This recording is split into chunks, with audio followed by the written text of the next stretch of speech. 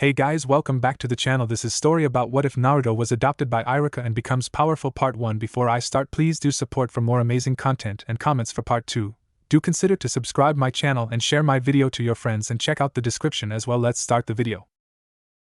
Wednesday 4:34 p.m., November 7th 52 SSP. Give me a break. Complaints came from a 7-year-old blonde boy with whiskers, dirted and scoffed by muck, wearing a short-sleeved orange jacket with forested green shorts that hung to each knee. Sniffling with an annoyed search for words, plastered strands of his scalp bounced as he shrunk from screeched words. "You idiot!" chastised his sensei, a trained Chunin shinobi but only 17 in terms of aged years past. Both orphaned for separate yet similar reasons, their biggest of differences was experience on the fields of ninja battle. Reality that was often ignored by the very child in front, Naruto Uzumaki. You remind me a lot of myself, but even I never ran off," muttering as he scratched a spread scar across his nose's bridge. The swift spat of "it's not like anyone cares" was the only answer he received. Knowing that which the whole village did, that the boy he talked to was actually the unknowing host of a demon. Few dared to even go near him, let alone talk and discuss what he did wrong, like Iruka did. Signing in defeat until he brewed enough nerve to offer food, the named meal of ramen was suggested and put forth, hastily infusing the child beyond to leap and lunge before dragging his teacher to the store. 1 week later. "Stop fooling around!" Iruka shrieked, bulging with curled lips as spit spewed with every pronouncement. Receiving the reply of "but it stays on my head for 20 seconds" from his whiskered student. Different by only a week's worth of time, much had changed in actuality, like the final acceptance of his charge. No long cursing or hating his student, despite the very demon he knew dwelled inside. "Because he's just like you." Memories from the third Hokage meandered freely throughout the mind of our host, apologizing days prior for every negative concept or contempt he ever directed towards him. Seated on a wooden floor, both were sprawled into a decorated living room draped by greenery and linen, combined with a mixture of lush leaves lingering through propped windows and distant birds. Practicing the leaf concentration technique, this was common inside the Academy of Konoha. Utilized to increase chakra control, Iruka eventually noticed how much chakra Naruto actually had. "Let's go get some ramen." Encouragement was strengthened as he combed blonde hair. Jumping with jeers as arms waved beside flailing feet, the boy he consoled was invigorated with determination. Nothing like the outspoken or troublesome teen he was mere weeks ago.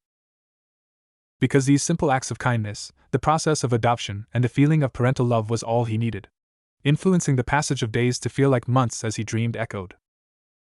In the past, this estranged orphan also sought to prove himself by becoming Hokage and gaining attention.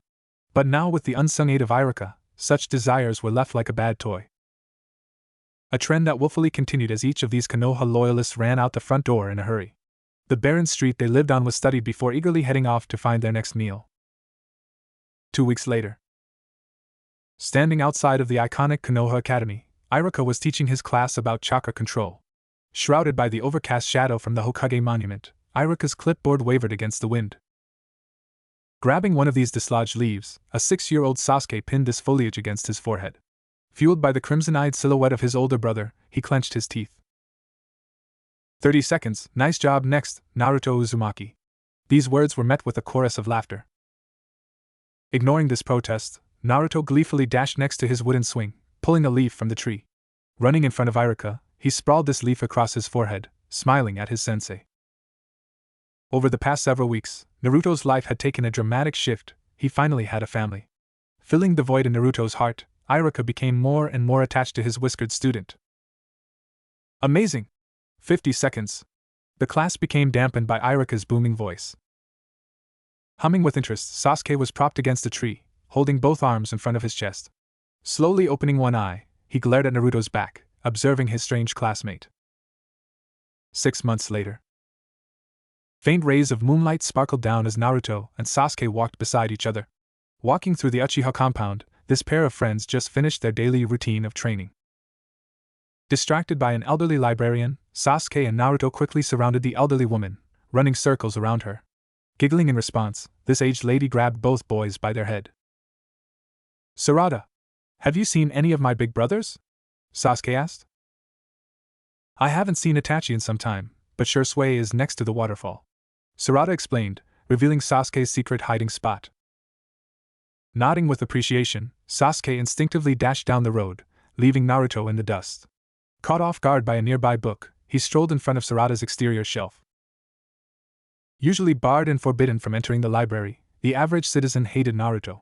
They cursed the demon inside him, they nagged the boy he pretended to be, and they kept him at an arm's length. You want this book? Take it, it's been sitting in my stand for 12 years. Sarada rolled her eyes. Fueled by this voice, Naruto joyfully wrapped both arms around his new book. Adorned with the kanji 4 clans of Konoha, this green-tinted novel was partially worn with age, the same age as Naruto. 20 minutes later. That's the Uzumaki clan, Shursui explained. Shursui, Naruto and Sasuke were gathered around a rocky cliffside, positioned next to a rushing waterfall. The favorite hiding spot for Sasuke and Naruto, these friends frequently trained here. Inspired by this realization, Naruto leapt to his feet, cheering and cackling with joy. At the same time, Sasuke reluctantly scoffed in the background, practicing how to preform hand seals. 1 year later. Sprawled across an array of wooden boards, Naruto was seated on the back of Iruka's porch. Glancing up at the star-filled horizon, he wrinkled his tiny nose, startled by rustling leaves. Did you want to come inside? Iruka just made dinner. Naruto caught a glimpse of Itachi's blood-stained silhouette. Without warning, Itachi erupted into a squawking flock of crows, swirling and soaring overhead. Polluting the air with black feathers, these crows swarm around Naruto like a vortex. This is kind of cool. Naruto's attention was garnished by a 3-tomo Sharingan. Attached to massive black raven, this feathered bird loomed over nearby crows. Flapping both wings in perfect unison, this raven abruptly surged towards Naruto, squawking without delay. Shoving its beak inside of Naruto's mouth, this feathered bird forcibly wormed into his stomach. Gagging and spewing a bundle of feathers with each breath, Naruto fell to both knees. Was that a prank? Confused by Itachi's strange disappearance, he had no idea what just happened. 2 years later. Standing atop the iconic Hokage monument, Naruto and Iruka were basked by rays of sunlight. Glancing out across the sun-baked village of Konoha, Naruto celebrated his 10th birthday. I've been thinking about all the hatred in the world. How do you fight it? Naruto scratched his whiskers. Affected by hatred glares, lingering glances and distrusted eyes, Naruto knew that everyone hated him. Hiding his own eyes behind a wall of blonde bangs, he grew his spiky hair out, hanging to his whiskers. You protect people like how I protect you. Iruka chuckled. Because when you love someone, you want to protect them. Speaking with experience, he wrinkled his nose. Unleashing a booming laugh, Iruka wrapped both arms around Naruto before picking him up. Placing this blonde-haired Jinchuriki on his shoulders, he carried him down the road. 1 week later. I can't handle it anymore. Turn it off. Naruto panicked. Beholden to a vibrant screen in the center of a lightless room, shadows flicked as audible screams rang. It's not even scary, stop freaking out. Iruka slurped on a cup of to-go ramen. Watching the latest horror movie on the market, Shinobi Zombie 6 was released to widespread praise. Exciting adults while terrifying every child that managed to catching fleeting glimpses. Plotted and based around ninja raising from the dead due to an uncontrollable jutsu, gore was intense. Dripping flesh and push-covered ooze as mounds of muck gnawed at the air. Suddenly petrified by the horrifying screech of a victim to this beast, Naruto leapt free from his sheets. Momentarily suspended above the couch before diving behind its edged mass. No longer an orphan, no longer left alone to sulk in the dark without any parents or elders to call his own. The mirage of visualized horror beyond truly meant nothing to his heart. Because he was finally happy, receiving the same admiration and affection of those in his shinobi class. But such joyful memories were put on relapse as zombies roared from the TV. 2 years later. Distracted by his own thoughts, a 12-year-old Sasuke used one finger to twirl his spiky black hair. Playing with loose strands, he was seated in the fabled classroom of the Konoha Academy. A perfect match for the black wrist guards he wore darkened shinobi shoes. Drawing attention to his sleeveless blue tunic, this fabric was held in place by a white sash around his waist. True to his status as a shinobi, Sasuke's most noticeable feature was the black grasscutter sword. Strapped against the side of his back, this weapon was a personal gift from Shursui. Yo, are those new clothes? Shikamaru was roused by Naruto's appearance. Anxiously scratching the back of his head, Naruto finally switched out from his orange jacket. Adorned with an ankle-length purple tunic, this static-filled garment clung to his black pants. Partially obscured by the raised collar of his outfit, Naruto's whiskers stabbed the fabric on his attire. Also, he wore a pair of black shinobi shoes, wrapped with white linen bandages. "Yeah, I went out shopping for graduation." Naruto mumbled his excuse. "That reminds me, I have that book you loaned me," Sasuke cut in, reaching into his backpack. Revealing the green-tinted book from Sarada's stand, this tattered source of knowledge was filled with info. Handwritten over 30 years ago, the author's name was scribbled out. "Listen up, everyone," Iruka spoke, entering the classroom. In preparation for the upcoming graduation exam, his class was assigned the transformation technique. Cycling through a list of students, Choji, Sakura, and Kiba all preformed an adequate transformation. However, Iruka eventually came upon Naruto, calling him to the front of the room. Nervously giggling, he scratched the whiskers on his face before clasping his glove-covered hands together. Erupting into a failed puff of smoke, a distorted version of Iruka wiggled into view. Face-planting the ground, this transformation forced the entire class to laugh, while Iruka, Shikamaru, and Sasuke all scowled. 1 week later, Naruto, Iruka, and Mizuki were all gathered in the iconic classroom of Team 7. They were holding tryouts for the graduation exam, and only one student was allowed inside the classroom at a time. "I can't believe this, Naruto. I can't pass you like this," Iruka stuttered. Met by the mischievous laugh of Mizuki, he was a 27-year-old chunin with fair skin. A veteran of the 3rd Shinobi War, he had dark blue eyes with shoulder-length white hair, draped over his green flak jacket. "I want you to go home and continue to practice." As he spoke, his tone was clearly depressed. At this moment, Naruto turned around before a wide smile infected his concealed face. Skipping for joy as he left the classroom, he played dumb on purpose, to stay at Iruka's side. 4 hours later. Bright rays of moonlight sparkled down on the dirt-filled road as Iruka slowly walked home. During this walk, he pinched the bridge of his nose. Naruto's face drifted through his mind. "Iruka!" a winded chunin shouted, landing on an overhanging roof. Known as Iwana, this chunin was 32 years old with fair skin and an eye patch over his left eye. Adorned with a blue bandana, the metallic headband of Konoha was sewn into the fabric. "Naruto's stolen the scroll of seals," Beko interjected. A 41-year-old chunin, Beko was a veteran of the 2nd and 3rd Shinobi Wars, a life of conflict. Wearing a full-bodied blue jumpsuit with a green flak jacket, his jagged brown hair was restrained by Konoha's headband. 5 minutes later. "Lord Hokage! This is a serious crime, one that needs punishment," Iwana snarled. Standing outside the Hokage's office, dozens of chunin, jonin, and umbu were gathered.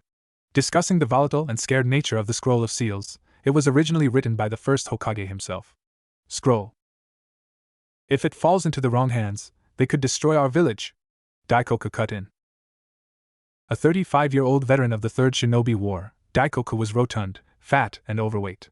But his size didn't deter his skill as a shinobi, a master of kenjutsu, second only to Hate or Yugao. "Very well, bring Naruto here, at once," Hiruzen spoke with a mouthful of smoke. Causing the Hokage's outfit to rustle and waver, dozens of shinobi dissolved into a whirlwind of leaves. Searching through the entire village of Konoha, none of them were able to locate their target. Meanwhile, Naruto had been practicing and reading from the Scroll of Seals for over 4 hours.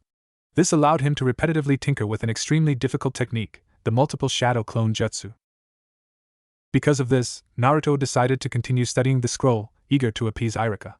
This conclusion forced him to unroll the Scroll of Seals, revealing an odd yet familiar pattern of swirls.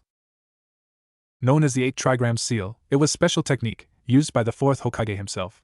Used during the final night of his life, he used this seal to restrain the 9-tailed fox inside of Konoha's youngest child.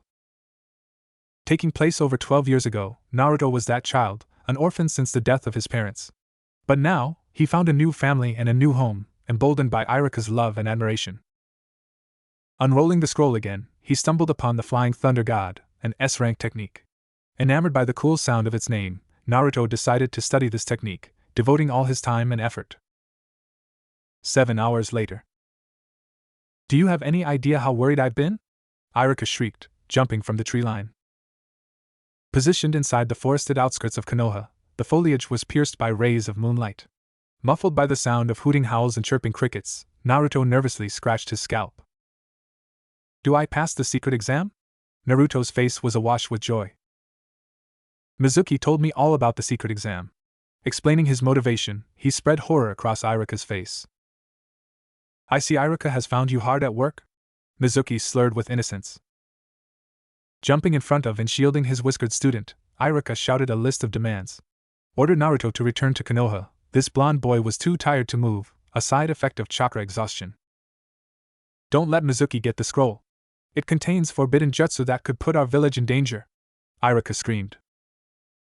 He's just trying to scare you, because he's afraid you'll break his record, Mizuki replied. Seated with his back against a staggering oak tree, Naruto clenched the scroll of seals. Wrinkling the sacred page under his grip, he resembled a defenseless child, unable to stand. But that's nothing new, because everyone is afraid of you. Cackling, his words caused Iruka to tense. Everyone knows except you, they're always trying to hide things from you. As he spoke, Iruka unsheathed a pair of kunai. Polluted the tranquil night sky, a shouting match veiled the sound of croaking frogs. During this, Naruto's gasps for air began frequent and staggered, shocked by the unfolding revelation. Don't tell him. It's forbidden, Iruka screeched. The nine-tailed fox is sealed inside you. Mizuki laughed without any care. The demon who destroyed our village and murdered Iruka's parents. You're the nine-tailed fox. This declaration forced Naruto's concealed eyes to bulge. Stop it! Iruka leapt into the air. Consumed by the shadowy aura of the tree line, this shinobi moved with chunin-level speed. Occasionally illuminated by flashing sparks, the sound of metal striking metal could be heard. Too exhausted to move, Naruto curled up on the floor, gripping the scroll of seals with one hand. Wildly panting for air, he tried to stand up, but his muscles were too sore, ignoring his command. Naruto! Run! Run! Iruka screamed before Mizuki jumped to the forest floor. As Iruka fought with kunai, Mizuki maneuvered the curved edge of a green-hilted tanto. Overwhelming his childhood friend, Iruka's right hand was slashed open, gushing blood over his flak jacket. A parent's duty is to protect their children. A single phrase echoed through Iruka's mind. Swollen with confidence, Iruka dropped both kunai before leaping back across blades of grass. Weaving through several hand seals, he spewed a torrent of flames from his mouth. The result of fire style, fireball jutsu, flickering embers collided against a wall of mud. Summoned forth by Mizuki, this chunin cackled with anticipation, planning to sell the scroll of seals. Yanking the staggering shuriken from his back, Mizuki raised these sharpened blades. Basked by moonlight, he tossed this projectile without a second time, dampened by Iruka's panic.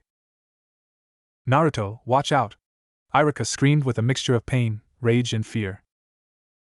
Burying his face into both hands, Naruto wished his cares away, pretending to sleep.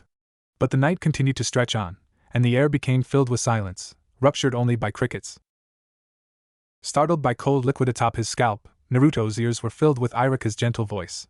Laughing as if nothing wrong had happened, his back was impaled by Mizuki's shuriken, puncturing his lungs. I'm so sorry, Naruto, Iruka gagged. This is it. Cradling his student's face, Iruka face planted the ground. Stammered in blood, gore and crimson ooze, his attire was tattered and torn with cuts. However, a prominent smile was etched across his face, empowered by the purpose that Naruto gave him. How does that make you feel, demon? I bet you love it. Mizuki mocked the death of his friend. Forcibly gasping for air, Naruto's mouth fell open after catching a glimpse of Iruka's body. Trembling and shaking, he dragged his nails across wet blades of grass, drenched in fresh blood. Let's get this over with. I need to get this scroll to Orochimaru. He lazily strolled towards Naruto. Suddenly, Mizuki gasped with shock as nearby trees and portions of earth abruptly cracked. Raising his face, a faint glimmer of violet erupted from Naruto's eyes, blinding his opponent. AAAHHH. Naruto's painful wails polluted the air. As tears poured from his strange eyes, an unseen force radiated out from them, as strong as gravity. Colliding against Mizuki, this chunin was engulfed by disheveled trees and dislodged rock. Several shockwaves of dust and debris then resonated out in all directions as Mizuki was crushed to death. As this occurred, the surrounding earth quaked under the weight of Naruto's chakra. As lingering smoke clouded the tree line, the only noticeably sound was a weeping child. Bridging the surface of this dusty veil, Naruto clung to his dead sensei, crying and whimpering. Brought to his final limits by chakra exhaustion, Naruto quickly fell unconscious. Falling atop the limp corpse of his sensei, he drifted into a different world, the world of his dreams, a world where Iruka survived. Friday 11:49 p.m., April 6, 58 SSP. Faint rays of moonlight sparkled down on a damaged grove, the forested outskirts of Konoha. Filled with a massive crater, dozens of Umbu escorted the third Hokage, investigating. HM? Hiruzen mumbled.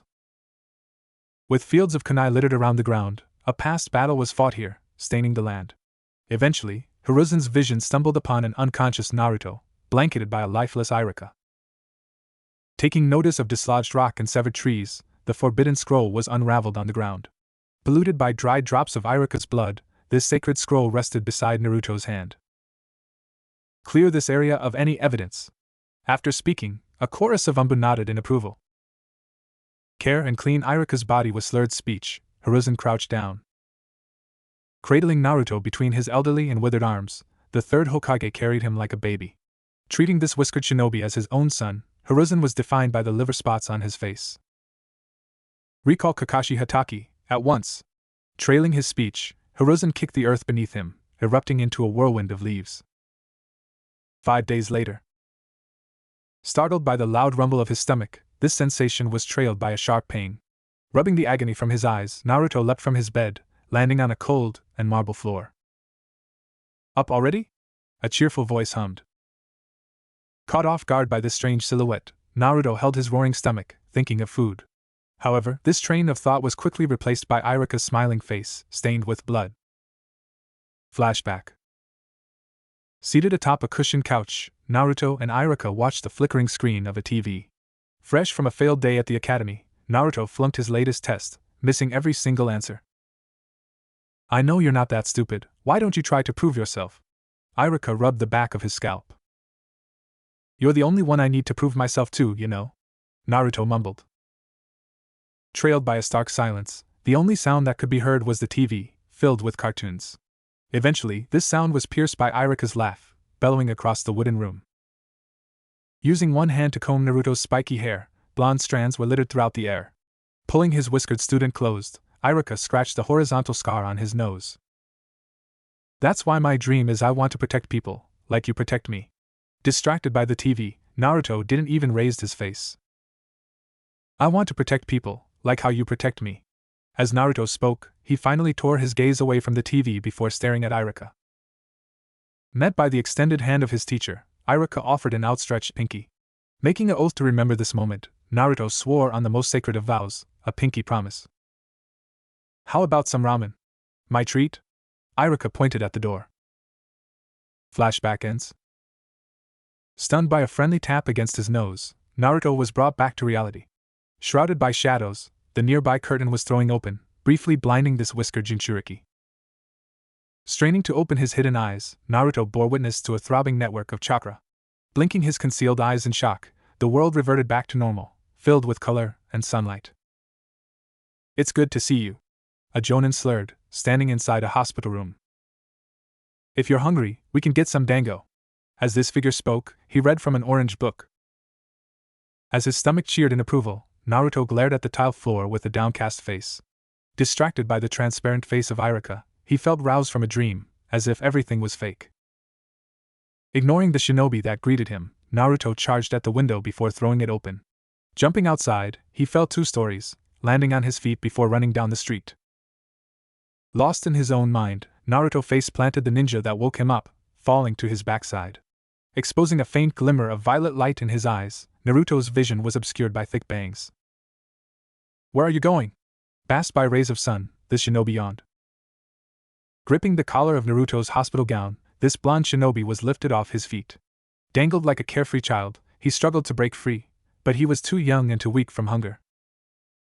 Paused by the gloomy appearance of the sky, Naruto glanced at spiral clouds overhead. Gray, dark and booming, the horizon was occasionally dispersed by thunder and lightning. Been like that for days, really odd. Known as Kakashi Hatake, this shinobi hummed.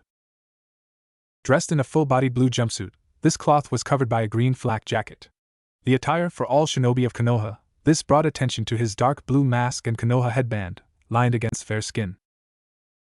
Wearing this prestigious symbol at a slanted angle, it covered Kakashi's left eye. framing the bright silver hair he possessed. Needle-like strands jutted towards the gray sky. Let's go eat. Speaking with a visible wink, Kakashi grabbed Naruto, erupting into a whirlwind of leaves. 5 minutes later. No! Go away! An elderly lady screeched with hate. Taking 2 steps inside an embellished restaurant, Naruto was staunchly met by heated eyes. Lined with distrust and fear, the entire room was forced on the whiskered demon in front of them.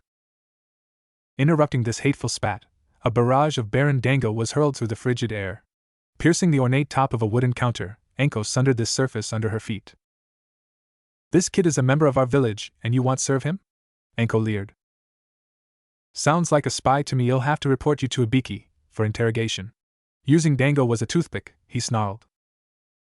Startled by this loud confrontation, the head chef strolled out from the kitchen, wiping his hands. Smiling at the sight of Enko, this grin was completely transformed by Naruto's appearance, turning into hatred. If I say this kid is okay, he's okay. Enko licked a sharpened kunai with her snake-like tongue. Without waiting for a reply, Enko wrapped one arm around Naruto, shoving him towards a booth. Forced to sit, Naruto was seated beside Kakashi, distracted by the orange book he read. Stop reading your porn for 5 minutes, talk to the kid. Snapping aloud, Enko snagged the novel from her boyfriend. I know what you're thinking, but I wasn't in the village. There's nothing I could have done. Kakashi sighed. Dead and lost, Iruka fell in combat, giving his life so Naruto could life, the ultimate sacrifice. Enamored by this depressing thought, Naruto nibbled on sauce-covered dango, eating like a mouse. 3 hours later. Standing atop the stone face of Hiruzen, Kakashi and Naruto loomed over the Hokage monument. Basked by darkened light of stormy clouds, the shinobi gazed across the village of Konoha. Do you hate me? Naruto spoke with an empty voice. Giggling in response, Kakashi used one hand to stroke Naruto's hair, combing loose strands. Using his free head to read, this jonin hovered beside Naruto, treating him like his own son. I can feel this pain, right here, pressing both hands against his heart, Naruto groaned. But there's no blood or wound, why does it hurt? Damped by a gust of wind, he slurred. Closing his orange book with a distinct snap, Kakashi narrowed his visible right eye. Stroking his mask-covered chin, he hummed before crouching onto one knee, matching Naruto's height. It's a wound to the heart, Kakashi explained. Wounds to the heart are different than wounds to the flesh. Traumatized by the face of Rin and Obito, he spoke with experience. Unlike an injury to the body, there was no medicine for a wound to the heart, no cream to heal. Instead, there's only one cure, only one solution, only one ointment that would repair the wound. It's love. Preforming his iconic wink, Kakashi stroked Naruto's hair. 1 hour later. Polluting the sunset over Konoha, this village was cascaded by a dark and foreboding aura. Despite this depressing skyline, dozens of citizens scaled an exterior staircase, built onto the Hokage's office.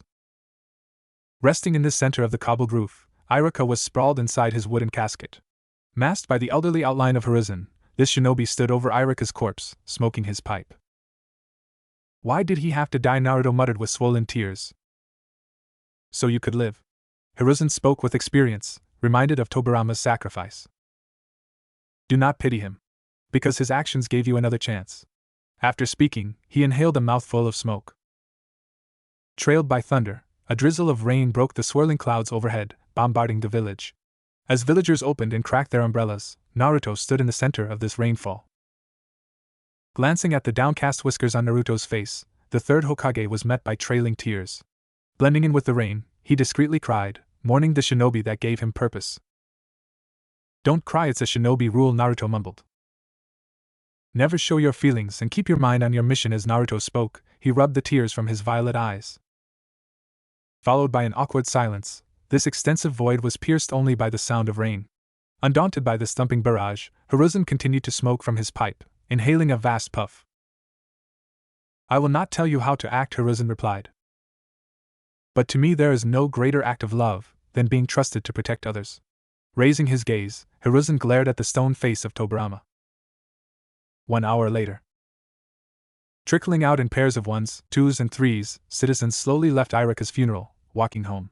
While this occurred, Naruto stood in the same spot, focused on a framed and smiling picture of Iruka.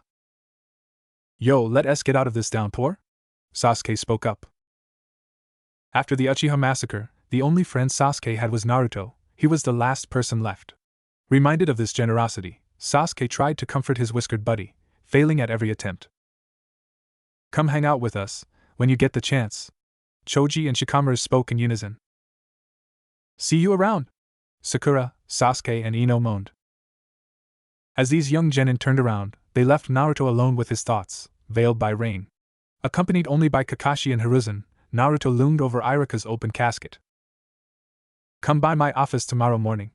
Hiruzen gagged on smoke, walking away. Masked by rushing rain, Naruto reached out before grabbing Iruka's picture, pinning it to his chest. Sliding onto both knees, he cried without pause, obscured by never-ending rain. One day later. Quietly strolling through the barren streets of Konoha, Naruto ignored the heated glares upon him. Soon, Naruto entered the iconic Hokage's office, rushing past the clerk before running upstairs. Opening the door to Hiruzen's office, Naruto was met by an empty and deserted room. Forcing a mischievous grin to spread across his face, Naruto leapt over Hiruzen's desk, sitting in his chair. Spinning in circles, Naruto was abruptly snagged by Cat Mastambu, pulling at his collar. Erupting into a whirlwind of leaves, the shinobi disappeared from sight, rushing through the village. Meanwhile, transported into the Konoha Academy, this nostalgic building was the center of Naruto's childhood. Standing in a wide and sunbaked room, bright light pierced adjacent windows. "Now let's get your graduation picture," Hiruzen spoke with smoky breath. Every shinobi has a special photo ID to identify them. Explaining himself, a camera was placed in front of Naruto. Haunted by the stagnant memories from his childhood, Naruto was reminded of his young eyes. Eyes filled with hatred and loneliness, eyes from his life before Iruka, blue and scarred. "Now pull your hair out of your eyes." Swallowing a weight of spit, Naruto recoiled at this statement. Using blonde bangs to shield his face, Naruto hated his eyes, hiding them from sight. Even now, after the death of Iruka, he continued to hide behind them, unwilling to show his face. "Do I have to? I always look like this," Naruto mumbled, earning a sigh in response. "I can't have." As Hiruzen spoke, he was interrupted by a sliding door. After this door was opened, a 6-year-old boy charged into the room, holding a shuriken. As he ran, a blue scarf hung from his neck draped across the wooden floor with each step.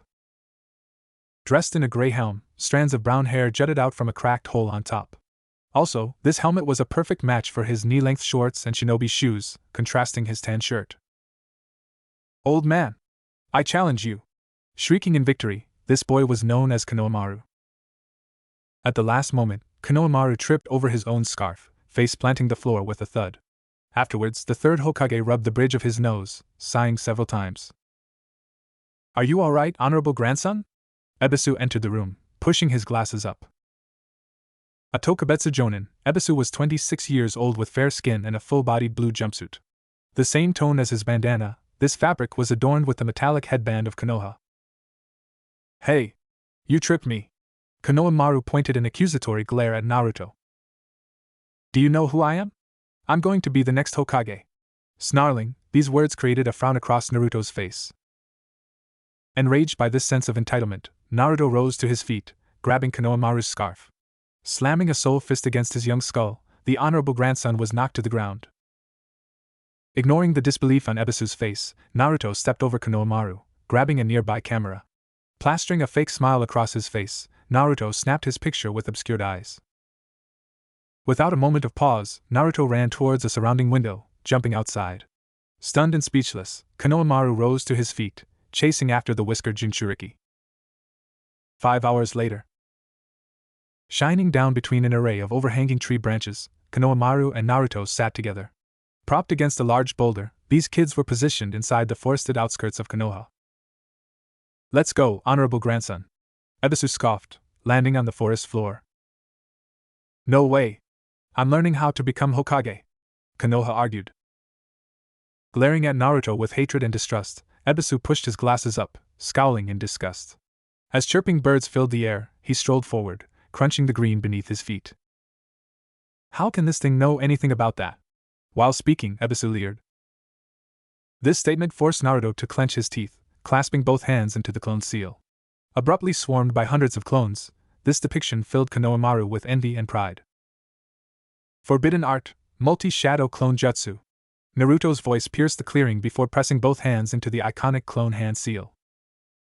This declaration created 50 separate explosions of smoke before dozens of Narutos came into view. This realization forced Ebisu's mouth to fall open before hitting the ground with disbelief. Impossible! How can you summon so many? Ebisu stuttered.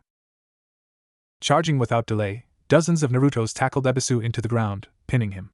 Forming an organized line, these clones struck Ebisu's skull, easily knocking him unconscious. Remember, there's no shortcut to becoming Hokage. Naruto groaned. Dispersing his army of clones, Naruto raised his whiskered face, glaring between lush foliage. Instilled with respect and vigor, Konohamaru found his purpose, eager to grow up just like Naruto. One day later. Yo!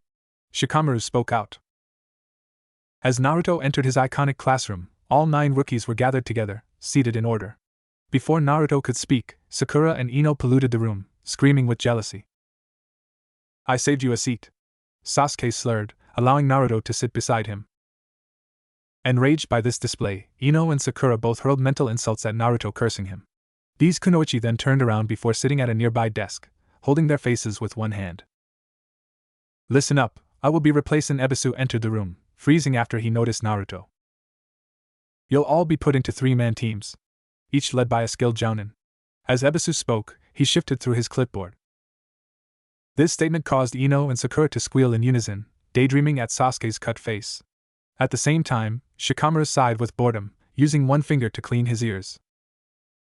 Reciting the list of names, Ebisu cycled through Team 7, Team 8, and Team 10. Cheering at this revelation, Sakura jumped for joy while Ino hung her head in defeat, bashing her own skull. As a prize, you have the rest of the period off. Return here at noon, to meet your new instructors. Disperse into smoke, Ebisu faded from sight. 20 minutes later. Entering the popular Ichiraku ramen stand, Team 7 and Team 10 journey together. Greeted by a hearty smile from Tucci, this middle-aged man was dressed in a pristine chef outfit. I have a new special and I need your opinion. Tucci rushed out the kitchen. Holding 6 separate bowls, these porcelain cups were filled with roasted pork and sautéed eggs. This realization forced Naruto to briefly stutter, raising his whiskered face with shock. It's Iruka's favorite. Bellowing, Tucci pointed at a special poster on the wall. A detailed flyer, this page offered the favored meal of Iruka Yumino, one of Tucci's greatest customers. Paralyzed by this sight, Naruto was startled by the distinct snap of chopsticks. More, please! Choji exclaimed, finishing his food in mere seconds. Troublesome, Shikamaru muttered. Slamming a handful of Ryo on the counter, Naruto matched Choji's hunger with his own. Eventually, these young genin devolved into a race of speed, slurping each noodle with vigor. More, please! Choji and Naruto spoke in unison. Returning to the kitchen, Tucci emerged with 6 more bowls of food, lining them on the counter. Drooling, Choji and Naruto hastily devoured this array of food, spewing drops of flavored broth. Finishing his meal in mere seconds, Naruto glanced at Choji's half-eaten bowl, lined with pork. Despite his large stomach, Choji was brought to his limit, stroking his swollen belly. Are you gonna eat that? Naruto asked, earning a defeat groan from Choji. Reaching out, Naruto snagged this bowl of ramen, inhaling the entire thing like it was a cupcake. Treating his mouth like a trash can, Naruto dumped this meal inside, swallowing with delight. How does he eat this much? Sasuke asked himself. I always love having you around. Tucci chuckled. Smiling for several moments, a depressed frown suddenly infected Naruto's whiskered face. Anxiously scratching the back of his scalp, Naruto muttered a feint and murmured praise. No problem, kid. Now get out of here, you got shinobi stuff to do, Tucci remarked. Rushing the genin from his restaurant, Tucci watched as shinobi rushed down a narrow street. Beginning their journey towards the Konoha Academy, their lives were about to change forever. 12:49 p.m. Friday, April 13, 58 SSP. He's late, Sakura complained. Standing between an open doorway, this kunoichi was defined by pink hair and a red blouse. While Sasuke and Naruto sat in the background, they hastily read about different clans. Everyone else got to leave already. Why are we still here? Sneering, she stomped the floor with both feet. At this moment, a bright twinkle erupted in Sakura's eyes, trailed by a mischievous grin. Afterwards, she skipped towards a nearby chalkboard, grabbing an old and dusty eraser. Approaching the doorway, Sakura closed this entrance to a mere crack, hiding the eraser. Planting this stained brush atop the door, she took several steps backwards, admiring her work. Suddenly, the door was pushed open by a glove-covered hand, exposing Kakashi's silver hair. Bombarded by a dusty eraser, clouds of white smoke briefly obscured Kakashi's face and attire. My first impression of this group, Sakura is the weak link, Kakashi mumbled. Interrupting the feminine cackle of Sakura, this kunoichi was infected by a sour expression.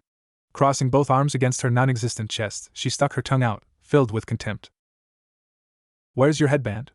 You're a graduate now, you have to wear it. Rubbing his scalp, he pointed at his whiskered student. Gripping the raised collar of his purple tunic, Naruto's headband was wrapped about his neck. Partially stained with poorly dried blood, this headband belonged to Iruka, his final gift to Naruto. Meet me on the roof. Groans erupted into a puff of smoke. 2 minutes later. Seated on an exterior stone staircase, Sasuke, Naruto and Sakura were basking beneath sunlight. Accompanied by lush trees, this minor forest was planted on the roof, shedding a bundle of leaves. Introduce yourselves. Things you like, things you hate, dreams for the future or hobbies. Reading his orange book, Kakashi's face never left the page. My name is Kakashi Hatake. I'm not telling you what I like or hate. I never think about my dreams, and my hobby is reading. Leading by example, he shuffled his book.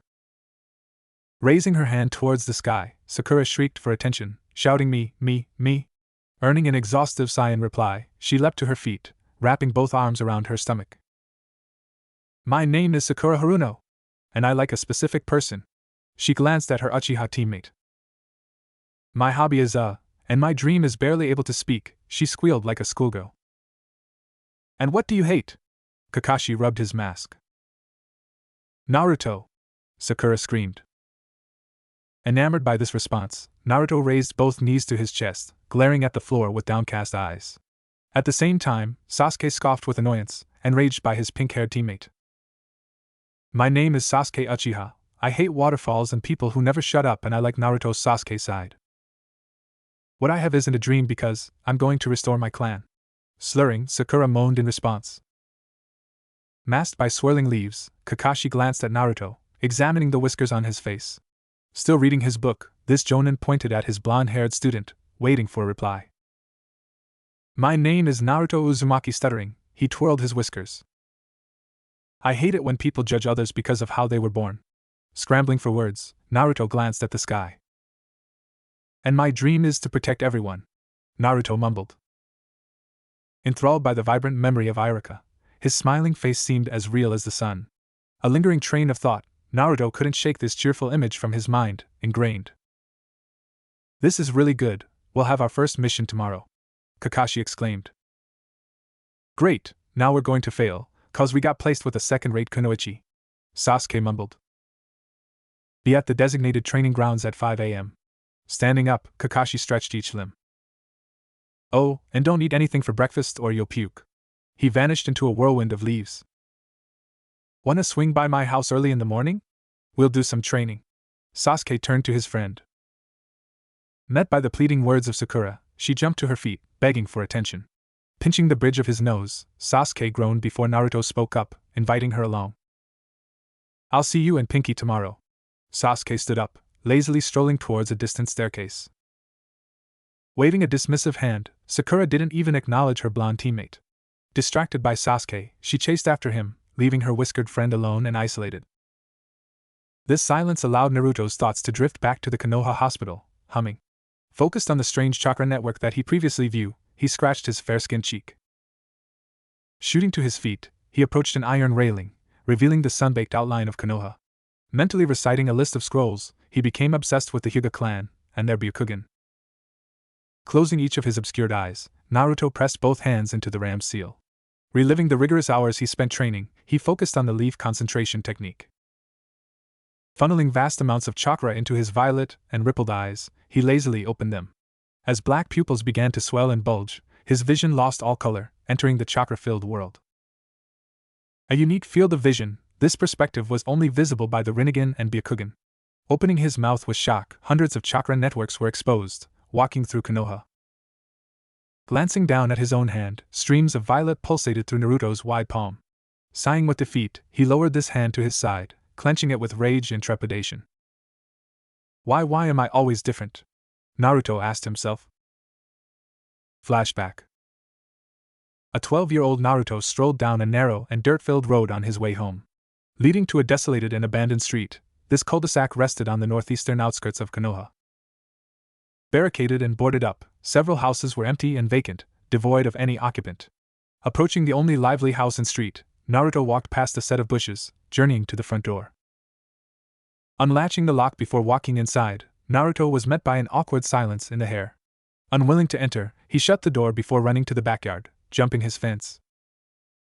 As his gaze fell upon a rickety swing set, his concealed eyes began to pulsate and throb. Sore from his recent confrontation with Ebisu, Naruto was confused by various fields of view. Clasping both hands into the iconic clone seal, Naruto was swallowed by clouds of smoke. Swirling into existence, 6 figures stood in a circle, possessing the same blonde hair and jarring whiskers. Enamored by several viewpoints, these clones shared their field of vision, with Rinnegan eyes. Struggling to understand this revelation, he seeped into training, throwing shuriken at his clones. Flashback ends. 1 day later. How can he be so late? Sakura complained. Seated atop a lush patch of grass, this kunoichi was surrounded by several ninja tools. Holding a bundle of multicolored flowers, she offered them to Sasuke, quickly swatted from her hands. Moaning with annoyance, Sasuke was spread across a low-hanging tree branch, yawning. Sitting in the Naruto examined the monument of sacrifice. This black marble was engraved with dozens of names. The same stone that bore Iruka's name, fallen shinobi, were praised upon this ornate rock. Startled by a squealing pitch from Sakura, this kunoichi rolled and wailed over grass, dramatically crying. Morning everyone, ready for practice? Kakashi raised his hand with a friendly greeting. Hey, you're late! Sakura bellowed. Morning, sensei. Naruto cut in. Holding his favorite orange book, this novel was snapped shut, slid into Kakashi's pouch. Leaping to the forest friend, he stroked the hair of his favorite student, praising Naruto. Your assignment is very simply, you just have to get these. He revealed a pair of jingling bells. If you can't get them by noon, you won't get lunch, and you'll watch me eat my lunch. His words forced Sasuke to snort. He told us not to eat breakfast to make it harder on us. Naruto and Sasuke internally cursed. Wait a minute, there's 3 of us. So why do you only have 2 bells? Sakura questioned. Because one of you will fail, and be sent back to the academy. Kakashi shrugged his shoulders. Broken by this reply, Sakura nervously gnawed her nails, spewing shredded flakes to the ground. At the same time, Sasuke pinched the bridge of his nose, cursing his misfortune. You can use any weapons at your disposal, including shuriken. He continued to jingle his bells. But you couldn't even dodge that eraser. Sakura chuckled. Class clowns are always the weakest link. They're losers. Kakashi shrugged. Grinding her teeth in response, Sakura reached into her satchel, hurling a barrage of shuriken. Catching these projectiles without any effort, they spun and twirled around Kakashi's finger. I'm impressed, you threw those with the intent to harm me. Waving his hand, he encouraged his students to start. Triggered by this order, Naruto erupted into a blur of spend, while Sasuke hid for safety. Pulling his book loose, Kakashi briefly glanced at Naruto's previous location, squinting his visible eye. That wasn't a body flicker, Kakashi concluded. Flabbergasted by Sakura, this kunoichi stood at the edge of a tree line, grinning with confidence. Joined by Sasuke and Naruto, these genin all possessed violet and rippled eyes, the Rinnegan. Humming with interest, Kakashi watched as his students surged towards him, scuffling the grass. Pulling kunai from their pouch, they struck and slashed at their sensei, missing each blow. Grabbing Sakura's wrist, she was tossed through the air, surprisingly landing on her feet. Extending a firm leg to kick his student, Kakashi gasped after missing his blow, enthralled by shock. Dropping to the forest floor, Sasuke and Naruto swung their legs in unison, clipping the grass. Leaping over this feat, Kakashi continued to read his book, turning the page with one hand. Clasping both palms, Sasuke weaved through a collection of hand seals, inhaling air. As cheeks began to puff and swell, he spewed a torrent of flames, the result of fire style, fireball jutsu. Genin can't use fire style, it takes too much chakra. Kakashi stuttered with genuine shock. Contorting and twisting through the air, he landed on an overhanging tree branch. Saved from fiery embers, this jounin was gripped by Sakura and Naruto, unleashing a fierce hug. As explosive tags spread across these underage shinobi, they ignited into a blaze. Creating an explosive geyser of smoke and soot, chunks of wooden debris and splinters polluted the air. Dispersing the disguised clone of Sasuke, the real Uchiha came into sight, scoffing. Accompanied by Sakura, these genin admired the large cloud of flickering cinders, detonated by Naruto. Taking several minutes to dissipate it, a hand-carved hole was dug into the earth. Gritting his teeth in frustration, Sasuke glanced from side to side, searching for his vanished sensei. Abruptly swallowed, Sasuke and Sakura were pulled underground, sinking into sand. Restrained up to their necks, they squirmed and wiggled, eventually shrouded by Kakashi's shadow. Rushing to aid his friends, 5 Narutos dropped from the tree line, each with violet eyes. Cheering their fabled sensei, Kakashi read his book without any concern, sweeping his leg out. Freed from their prison, Sasuke and Sakura were rescued by an unseen force of gravity. Hastily pressing his hands together, Sasuke weaved through the snake, ram, monkey, boar, horse, and tiger seals. Expelling a vortex of chakra-filled flames, they collided against a fresh mound of dirt. Summoned by Kakashi, this display was known as Earth Style, Mud Wall Jutsu, a B-rank technique. While Kakashi stood behind this wall, 3 Narutos charged towards him, jumping into the air. Afterwards, dozens of explosive tags spread across their bodies, igniting with a vibrant spark. Sighing with bored, Sakura was crouched under lush foliage, displaying her emerald green eyes. Watching from a safe distance, Naruto and his clones were flung back, skidding across a narrow stream. Joined by Sasuke, this young genin was held aloft by Kakashi, tossing this Uchiha into the water. Running to save her favorite boy, Sakura tripped before face-planting the ground, rolling under the water. Helping his friends to the water's surface, Kakashi moaned as they stood atop thrashing liquid. A technique well beyond genin level, they each funneled chakra to the feet, suspended in place. Catching a brief glimpse of Naruto's violet eyes, Kakashi dropped his book to the forest floor. Distracted by this panic, the sound of jingling bells startled him, glancing over his shoulder. "Do we pass?" Naruto stammered, dispersing his clones. Previously hidden in the tree line, he took the opportunity to patiently wait for an opening. Plucking the bells from his sensei's waist, he nervously scratched his whiskers, basked by sunlight. "You and Sasuke pass." Kakashi winked his visible eye. 5 minutes later. Restrained and tied to a wooden post, Sakura squirmed in a vain attempt to break free. Ignoring the screech sounds of protest, Kakashi read from his book, propped against a tree. "Is there a way Sakura could pass?" Naruto mumbled. "Well, I guess we could have a second round of tryouts." Kakashi stroked his scalp. Pleading to earn her freedom, the surrounding group completely ignored her protests. Listing his order of commands, Kakashi snapped his book before lazily yawning into one hand. "Also, if anyone tries to feed her, all 3 of you will fail." After speaking, he erupted into leaves. Grabbing their containers of gifted food, Sasuke and Naruto sorted through the stale meal. Counting the assembled pile of rice, chicken, and fried eggs, Naruto gagged in disgust. Lowering this tray of food, Naruto reached into his pouch, revealing a sealed scroll. Unwrapping this piece of paper, a wooden plate of sushi sprang into sight, neatly stacked and piled. "How did you do that?" Sakura was almost speechless, surprised that Naruto knew so much. "Just something I've been working for on, you know?" Naruto timidly combed his hair. Reaching out to feed his teammate, loose dirt and debris was flung in all directions. Emanating from a tornado of leaves, the sky darkened while thunder began to rumble and roar. "Yeah!" Kakashi dramatically screamed. "You broke the rules. I hope you're ready for the punishment." Clapping both hands together, he weaved through various seals. Wildly thrashing beneath the ropes of her prison, Sakura developed a pair of saucer-like eyes. Matching this level of panic, Sasuke's mouth flew open, gasping at the chakra that filled the air. "You pass," Kakashi mumbled in a carefree tune. "But all I did was hide, faint, and fall over," Sakura stuttered. The first squad to ever pass Kakashi's test, their predecessors couldn't think for themselves. Abandoned their teammates, each group was failed time and time again, unable to grow.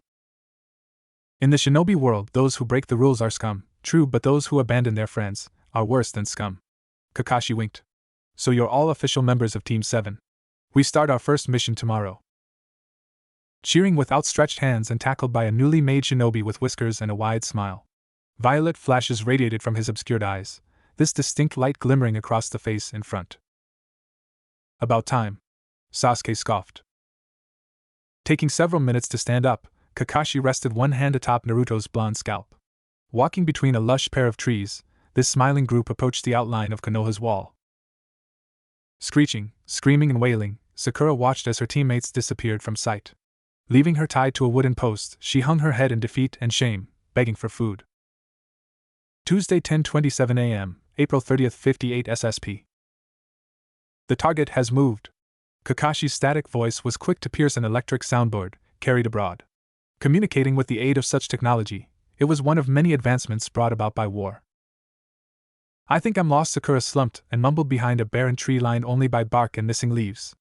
Bypassed a mile away as Naruto lunged after the furry shape and mass of a black cat, wearing a red bow. Tora was his name, and running away from home was he constant game, already the most common of D-ranked missions. Facts that forced their Kunoichi teammate to bellow and bark like a ravenous dog. 1 hour later.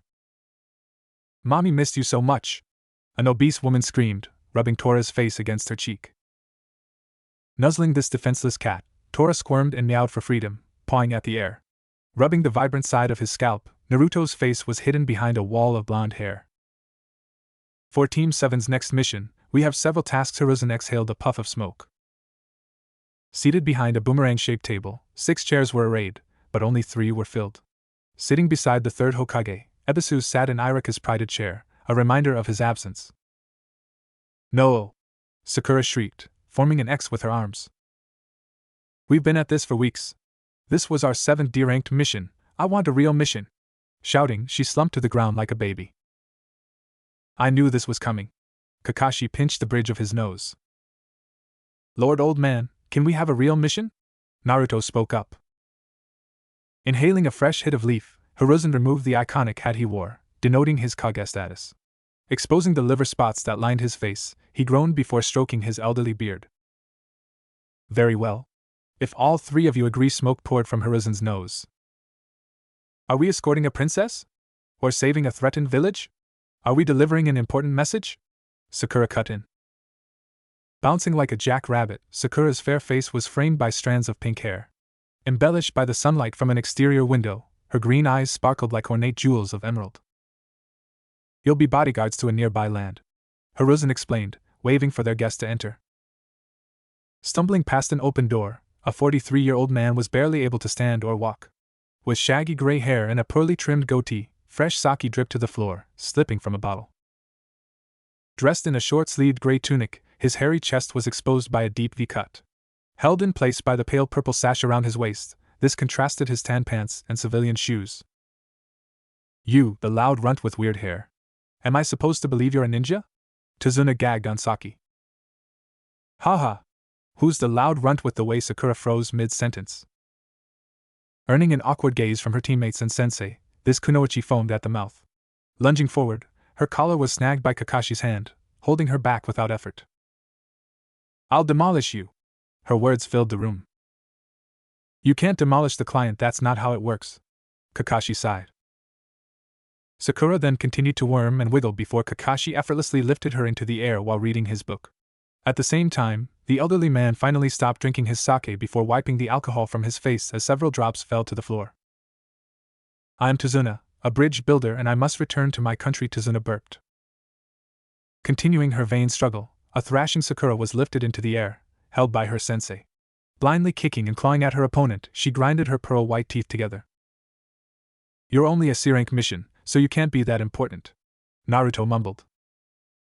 You'd be surprised what you see, if you cut your hair, kid, Tazuna snarled. Ordering to their homes, Sasuke, Sakura and Naruto rushed to gather their supplies. Meeting at the western gate in 2 hours, Team 7 was about to experience their first real mission. 2 hours later. Strolling out the ornate entrance of the western gate, Team 7 escorted Tazuna. Led by Sakura, this kunoichi displayed a wide and prominent smile, occasionally glancing at Sasuke. This is the first time I've ever left the village. My mom will be so proud when I get back, Sakura cheered.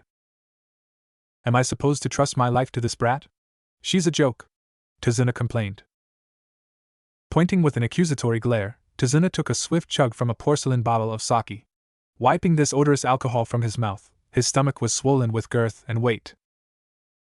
Don't worry, I'm a jounin and she's with me, Kakashi was hidden behind his book.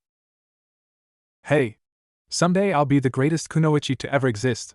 Greater than Tsunade, Sakura retorted. Forced aside, Sasuke pinched his nose while Tazuna emptied his bottle of sake. Revealing another bottle from his bag, alcohol poured from his beard, staining the tunic he wore. Tsunade is smart and collective, wise and seductive. You are none of those things. Tazuna burped. I'll destroy you, Sakura shrieked before charging. As this kunoichi advanced, Kakashi casually gripped her collar, raising her into the air. Giving her several minutes to calm down, she was lowered to the road, snorting and scoffing. I told you, you can't destroy the client. If you do, who pays us? Kakashi sighed. Beginning their first journey away from Konoha, rays of sunlight pierced the overhanging clouds. Smiling at the joy in his life, Naruto felt the same feeling the Iruka once brought. He felt happy. 30 minutes later. Led across a worn and rustic bridge, this rickety surface swayed under their combined weight. Paving the path onto a dirt-filled road, it was lined with several streams and lush trees. Kakashi-sensei, does the land of waves have? Sakura questioned. Well, my land has no shinobi and no school to teach them. We're just a small island that relies on Konoha for trade and food, Tazuna explained. Why don't you create an academy? It can't be that hard, Naruto asked. A small and isolated nation, the land of waves didn't have enough funds or resources. Dependent on imports from the sea, they had no other connection to the mainland, cut off from society. No shinobi would give us the time of day, Tazuna mumbled with defeat. An extended silence then filled the air as Team 7 continued to escort Tazuna towards the land of waves. During this, Sasuke was glancing between Naruto and the ground several times. Other than the 5 great nations, have many countries have shinobi? Sakura turned to her sensei. The land of rivers is to our west. The land of steam is to the east, and the land of sound is up north, Kakashi slurred while reading. Traveling south across the land of fire, the journey to the far-off coastline, veiled by sunlight. The closet passage to the land of waves, the journey wasn't long, but it was arduous. Will we see any shinobi on this mission? Sakura clenched her non-existent chest. Oh no, there is no shinobi combat on C-ranked mission, so don't worry. Kakashi patted the kunoichi's scalp. This statement forced Tazuna to visibly tense before staring at the ground, chugging his sake. A veteran of the Third Shinobi War, Kakashi easily noticed this discomfort, filling with him anticipation. 2 hours later. A puddle? But it hasn't rained all day, Naruto pondered.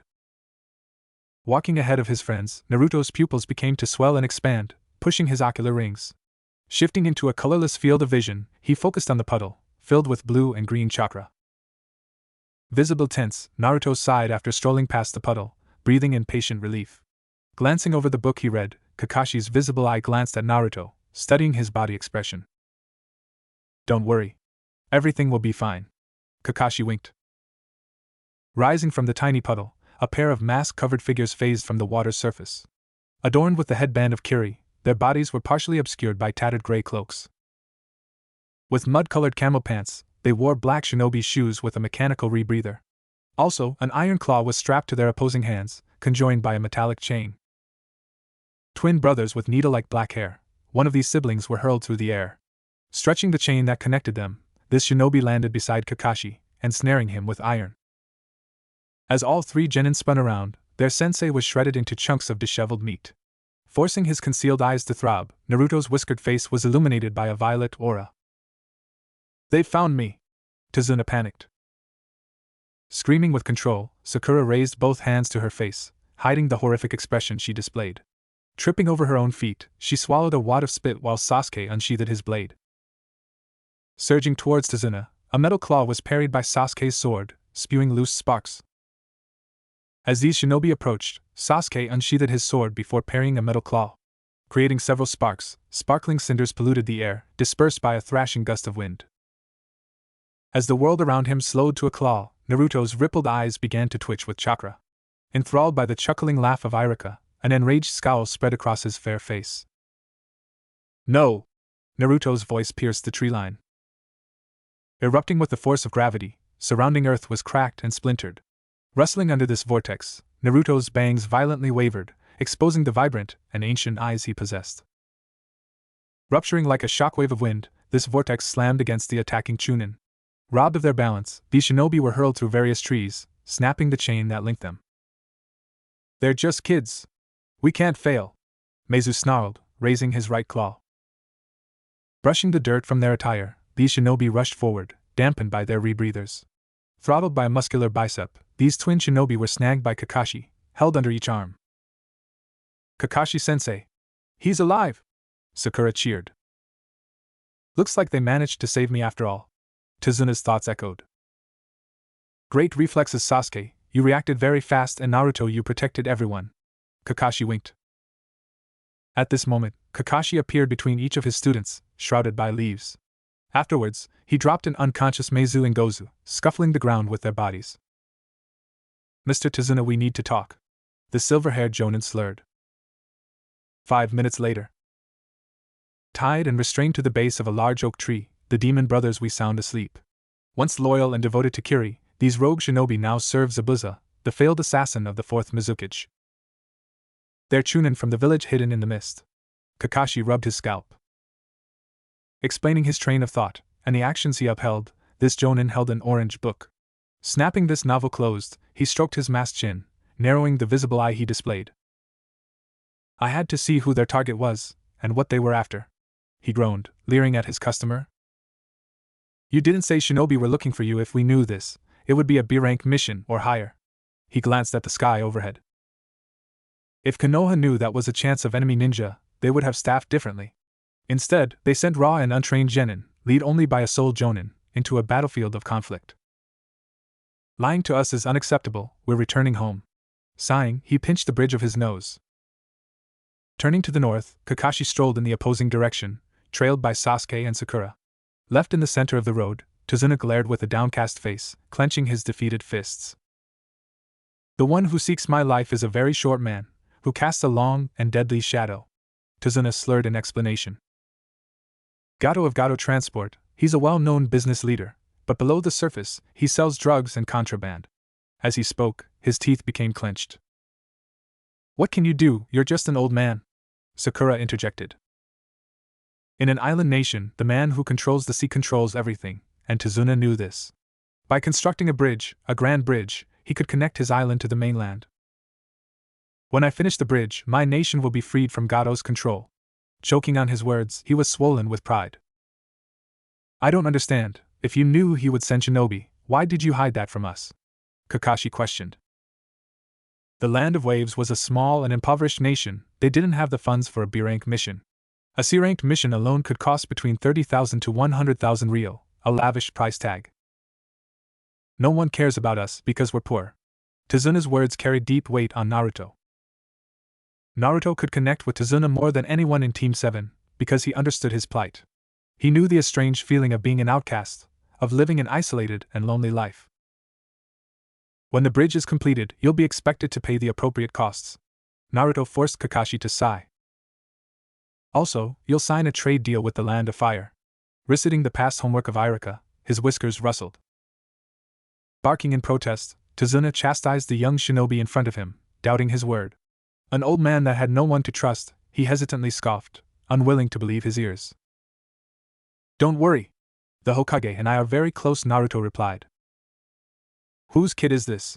Tezuna asked himself.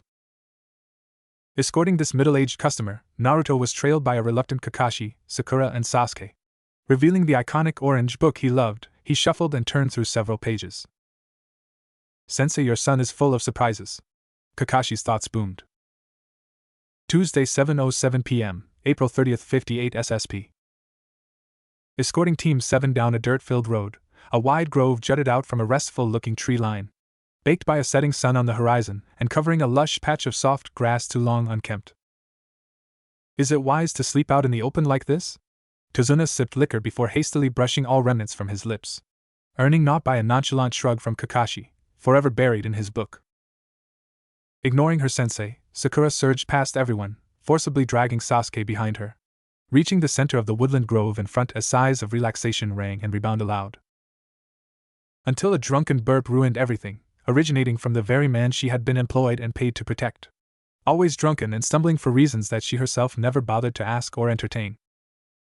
That's why narrowly a moment was wasted, not when her sensei vanished from sight, and not when Tazuna pecked her for answers.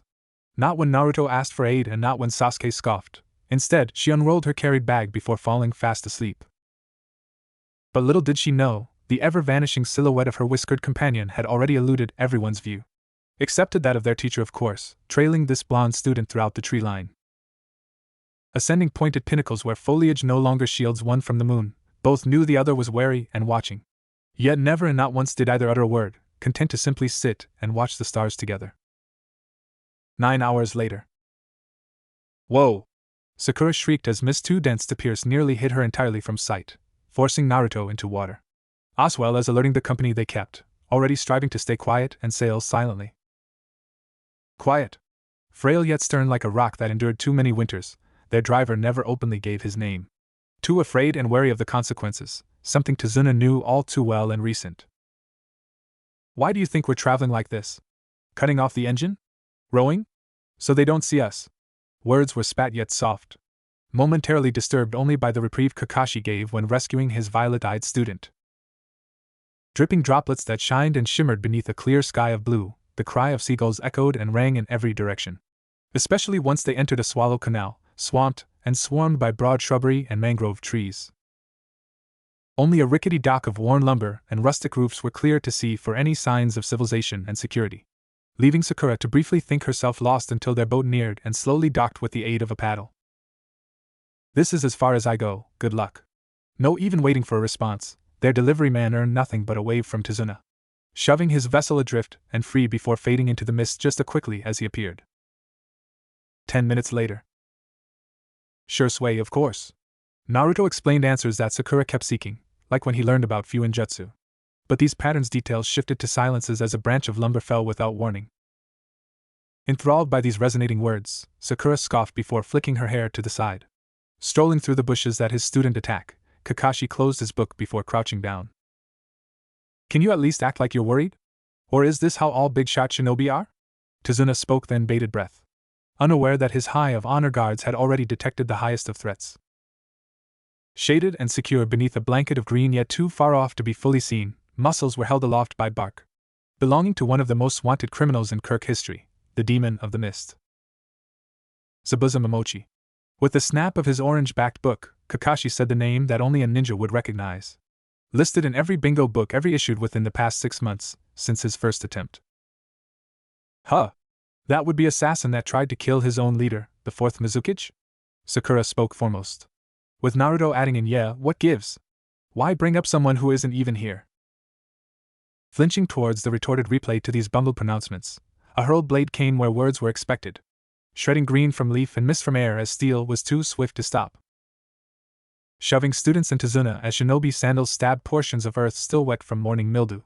Hands hurried to intercept to take hold of the very bladed behemoth headed and hurrying for him. Because Kakashi already foresaw what was going to happen, that the shape of Momochi would appear at the latest, and taking a grip of his hilt before swinging and swirling its weighted mass like a spear. And that's exactly what occurred, instilled and inspired as Zabuza flicked to life and sprayed mist conjoined into flesh, exposing purple pants with no shirt and only gray shoulder straps to cover him. The lumbering silhouette of Kubikurabocho was then revealed, suspended high and heavy with might as its only restraint, surprisingly stopped by a soul-edged kunai with twin hands upon its own miniature mold. Indeed, far beyond some average named duo of shinobi so modest that most of the elite could dispatch them with ease. Zabuza was once one of the fabled seven shinobi from the mist. Only now that title and prestige was far gone and left, kept intact by reputation and his repeated use of Kubikurabocho alone. I never imagined I'd get to meet Kakashi of the Sharingan. Sasuke twitched as ears were perked. Already knowing of such a title, past time spent with Naruto came with many more advantage than he would have thought. Save the only explanation that continued to plague him even now: how did he obtain his Sharingan? In the assassination unit of the Hidden Mist we have a standing order to kill you on sight. Snarling with a masked mouth, Zabuza already knew to lower his gaze as Kakashi's headband was pressed high. Having already enacted ninja art, Hidden Mist jutsu prior to his surged assault, only his Jonin foe could keep up, shouting orders directions for each pupil to steady and still themselves in formation around Tazuna. Fabric then fell prey to metal as Momochi was severed at the waist by a stout slice from a short blade. dissipating into puddled moisture only to reappear behind the very ninja that struck him down. Kicking the back that he failed to strike with his weapon, Metallic Litter halted any attempt to follow through. Stopped in his tracks by a well-placed trickle of caltrops, deployed as his foe floated backwards. As this battle took place, the genin of Team 7 were concealed by clouds of white smoke. Rushing into sight, for Naruto's rush to aid his sensei, reluctantly watched by Sasuke. But one trap was met by another as this veteran of the Third War fell victim to a freshly sphered lake, sown from chakra. And thicker than sludge-coated syrup, its mixture was enough to capture and snag its target. Not so elite now, are you? A fanged smile couldn't be seen due to dark cloth spread over him. Realizations that meant little as water style. Water prison jutsu was enabled with flawless performance. That is, until 4 flung fists nearly found their mark when Naruto was counted among them, splashing water abound. And startling that whom they planned to ambush, real clones when he expected illusionary jutsu. Using the eyes of these adjacent clone, the real Naruto was safe as he ducked beneath an impossibly timed blow. Capable of seeing such sight only through the unknown yet life-saving aid of his Rinnegan. What? Zabuza stuttered, startled by a fierce hug from Naruto's clone, and dozens of explosive tags that swarmed him, detonating in a cracked mixture of explosive embers and soot as Naruto's clone gave his own life. Revealed by parting swirls of smoke, a burnt, bloodied and scarred Zabuza was exposed. With the singed fabric of his mask, seared portions of his face were lined with shark-like teeth. I can't believe I let my guard down. Cursing his own failure, whitened scara were narrowed and straightened. Still clinging tight with one grip upon the stretched and frigid handle of his famed Kubikiri Bocho. Himself being badly injured, Naruto sought to see if his sensei had been freed, only to gasp with widened bewilderment. Noticing too later that a pre-established clone had already retained hold of him. I'll kill your sensei right before your eyes. The real Zabuza crackled as, with the snap of twin fingers, his seared clone dispersed. Suffering an illuminated shadow in its same spot as Sasuke breathed fire-style, fireball jutsu. But such a display wasn't enough, swatted aside with the ease of a singular backhand and followed up by a fierce grasp. Taking hold of the last loyal Uchiha by his throat before shoving him underwater. Even Sakura found herself dismay and dismantle in a collection of seconds when, after trying to catch up, she fell prey to trip wire. Winding up hung and dangling wildly with repeat screams asking if her friends were okay. Only then did the bloodied image of Iruka repeat itself as a fresh painting upon Naruto's scarred mind. Resonating with the rising tide and offbeat rhythm of his beating heart amid a startling flash of amethyst. Mindlessly biting his own palm, Naruto shoved this bloody flesh against the water below. Shrieking Geto Mazo. Thoughts went blank with rage and pain as a gigantic hand ruptured the aquatic surface. Sickly and skeletal, this palm wrapped around the perpetrator of its host and rage direction and squeezed. Roared with such steamed pressure that the once shallowed lake was turned into a bottomless ocean. Impossible, I can't move. Zabuza panicked as despite his decades of trained and lived experience, he knew not his foe. The unspoken son of someone once feared by all, but now strangely forgotten by many. Dwajitsu? Was the single sentence Sasuke processed as his own recollection was regained while rising from water. Breathing deep as Kakashi and Sakura also sought sighs of relief and rest. And then everything ended, the existence of the summoned fiend beneath them, Naruto's conscious reality. And even Zabuza's will to remain standing, suffering such crushed mass that 30 bones were broken in an instant. But when those that beheld such a sight were stuttered to proceed, a masked figure with a porcelain plate for Kiri strode out. One of just a dozen that had spent so many recent weeks tracking the very rogue ninja now defeated. He must be barely older than Sakura and yet, he's an elite assassin. Kakashi stranded to catch his composure, pulling his ever-present headband down before flickering next to his student. Caught in his most final of seconds before face-planting the earth, whiskers were the source of interest for their stranger. Something they verbally shrugged off before offering thanks and praise. I'll be collecting his body now if you don't mind, can't have it falling into the wrong hands. Bending forth, slim stature meant little. Picking up Zabuza's nearly pulverized yet muscular form with one fragile arm. But no one even cared, not when Naruto had done that which none had previously done or expected prior. Not when the hour of defeat was so close and saved only by the student that others frequently mocked. Hey! Where is everyone? Tazuna's plea rang across a sprinkled meadow of wet grass next to soaked lumber.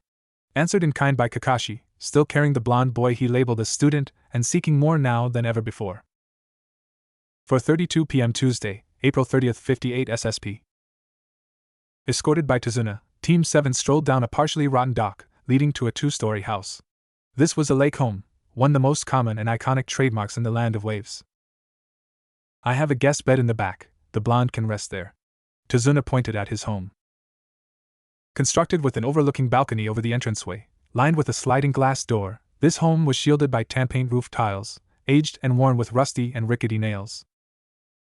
The front door to Tazuna's house was then shoved open, trailing by a 6-year-old silhouette. Dressed in a short-sleeved yellow shirt, this attire was worn under green overalls with matching shoes. "Grandpa!" Inari screamed, shrouded by the gray bucket hat he wore. "Who's the hag with the weird hair color?" Hugging his grandpa, he glanced at Team 7. Lunging to attack, Sakura's collar was snagged at the last moment, raised into the air. Dragging one hand over his mask-covered face, Kakashi dramatically sighed, pinching his nose. "You can't demolish the client, that means the client's family too," Kakashi mumbled. "Don't be rude to these fine shinobi, they escorted your grandpa to safety," a 23-year-old woman slurred. With pale skin and dark blue hair, these strands perfectly matched her sapphire-like eyes. Denoting the skin-tight blue kimono she wore, this fabric was obscured by a white apron with tattered shoes. "Mom, don't you see they're all going to die? Just like Dad," Inari protested, running inside the house. "He's never been the same since Gato came to our village," Tsunami spoke out, known as Tazuna's daughter. 5 minutes later. Entering the house, Team 7 was met with a mesh shoe mat, paving the path to a 10-feet-long hallway.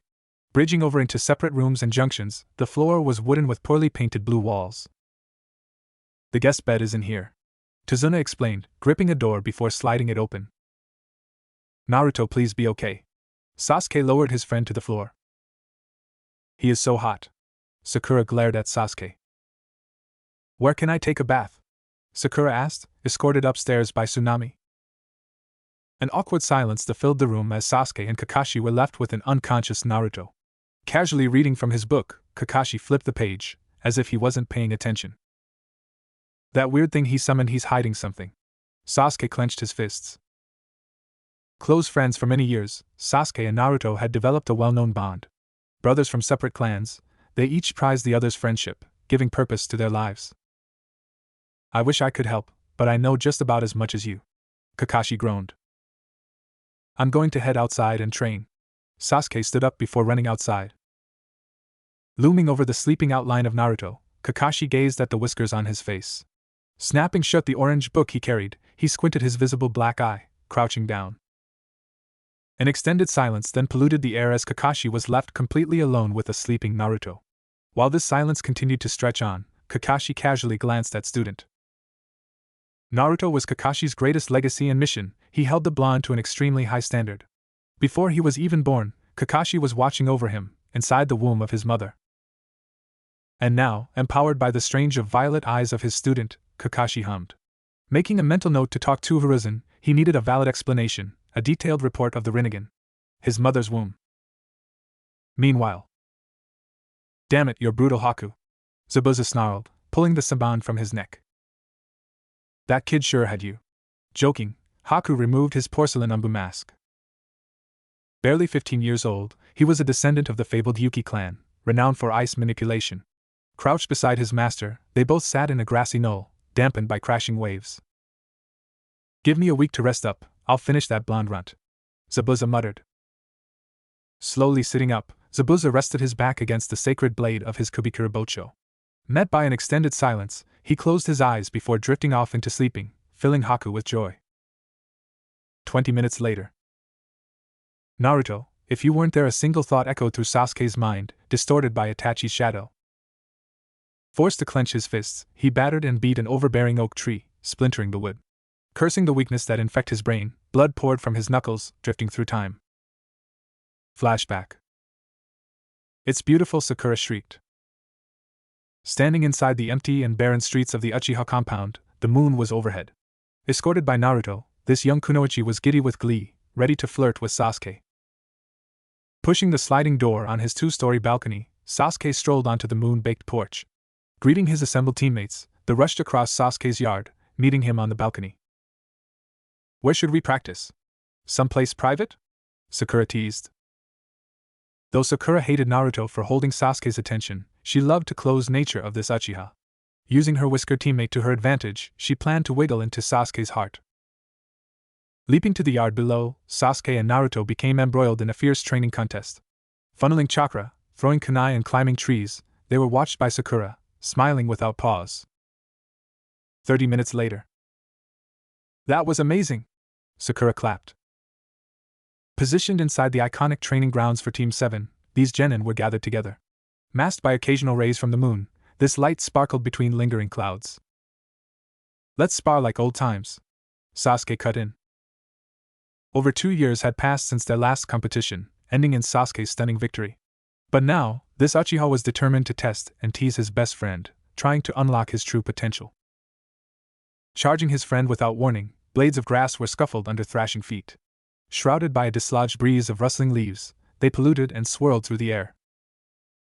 Evading a clenched fist, Naruto slid to the group, rolling between Sasuke's opened legs. Scurrying to kick his friend, the young Uchiha caught this blow, throwing Naruto through the tree line. Cheering from the sideline, Sakura encouraged each punch and jab, jumping for joy. As Naruto twisted through the air, he eventually landed on the forest floor, crushing overgrown grass.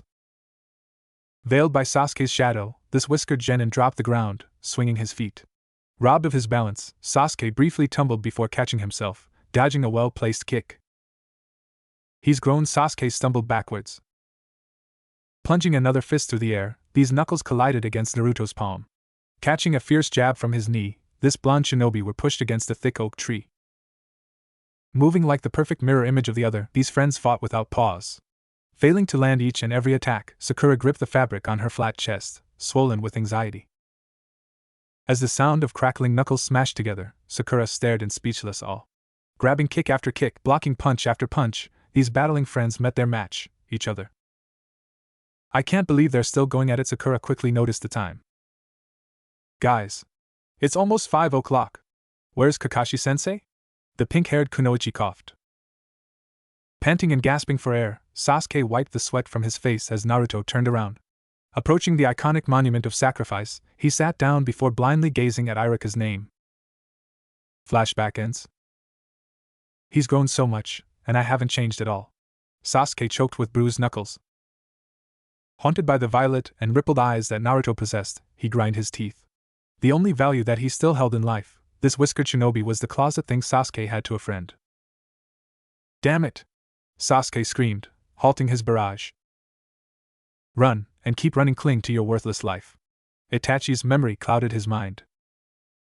And when you have the same eyes as I, come before me so I may end your life. Broken by these words, Sasuke sunk to the ground.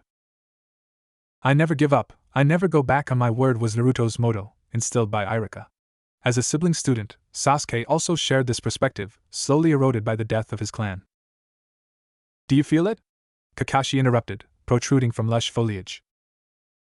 It's Zabuza. His chakra has returned. He scratched his masked chin.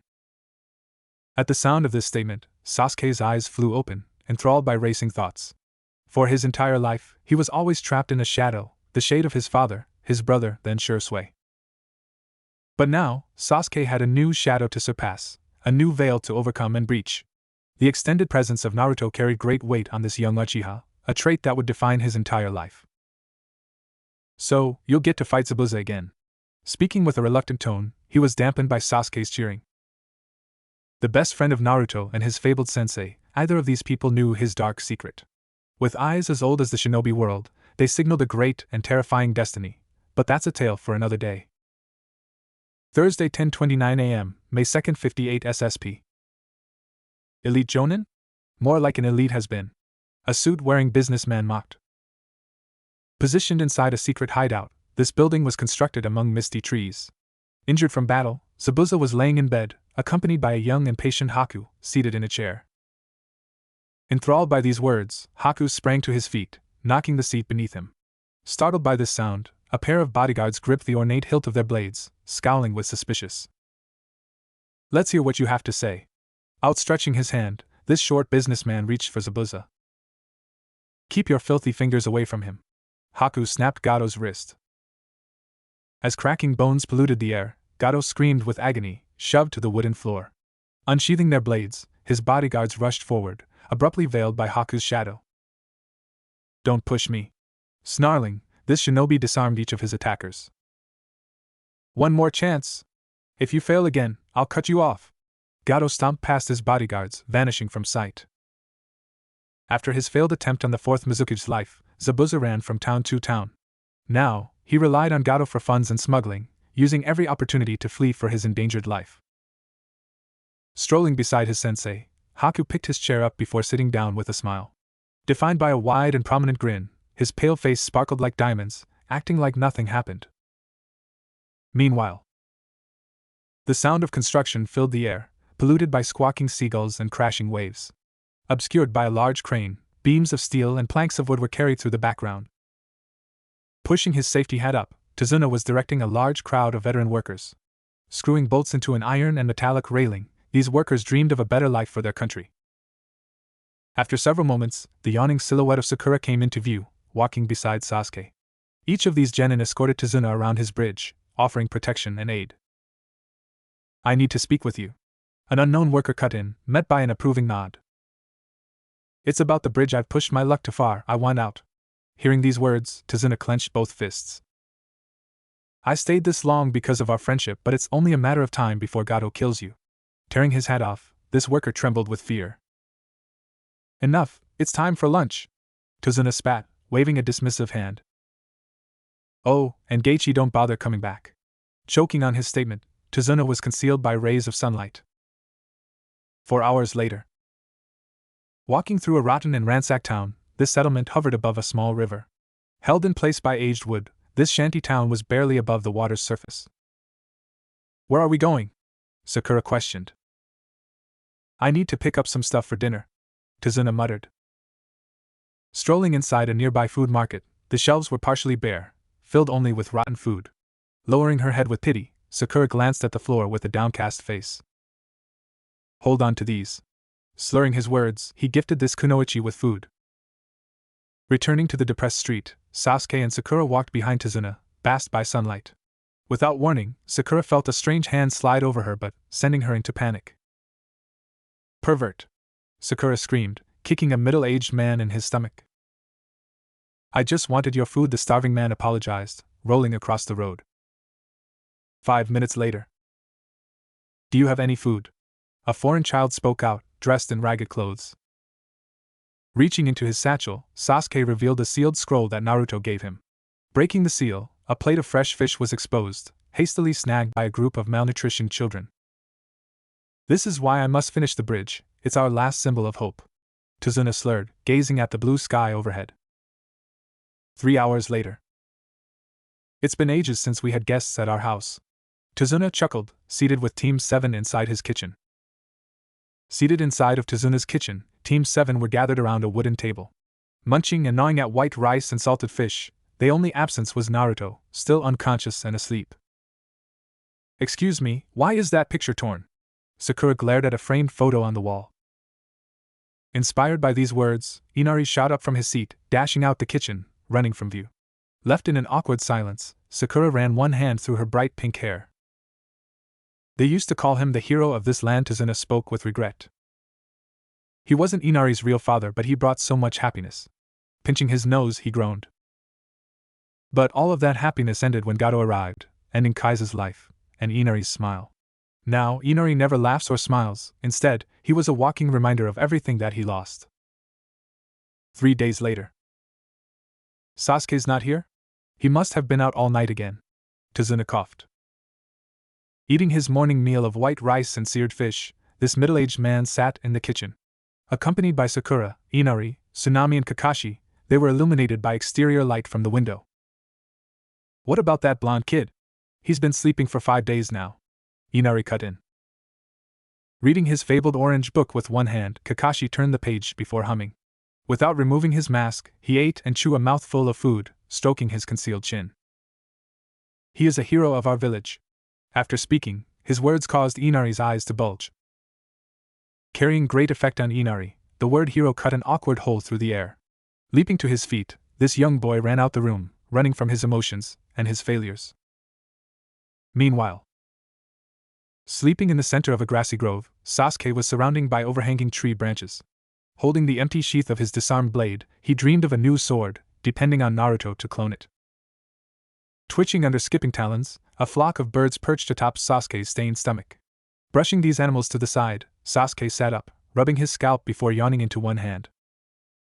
You'll catch a cold if you sleep out here. Haku spoke.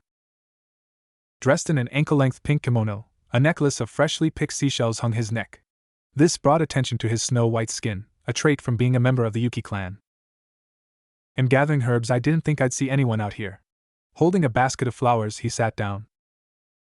"You sure start work early," Sasuke exclaimed, rubbing his eyes. Catching a glimpse of Sasuke's Konoha headband, Haku's smile was sincerity.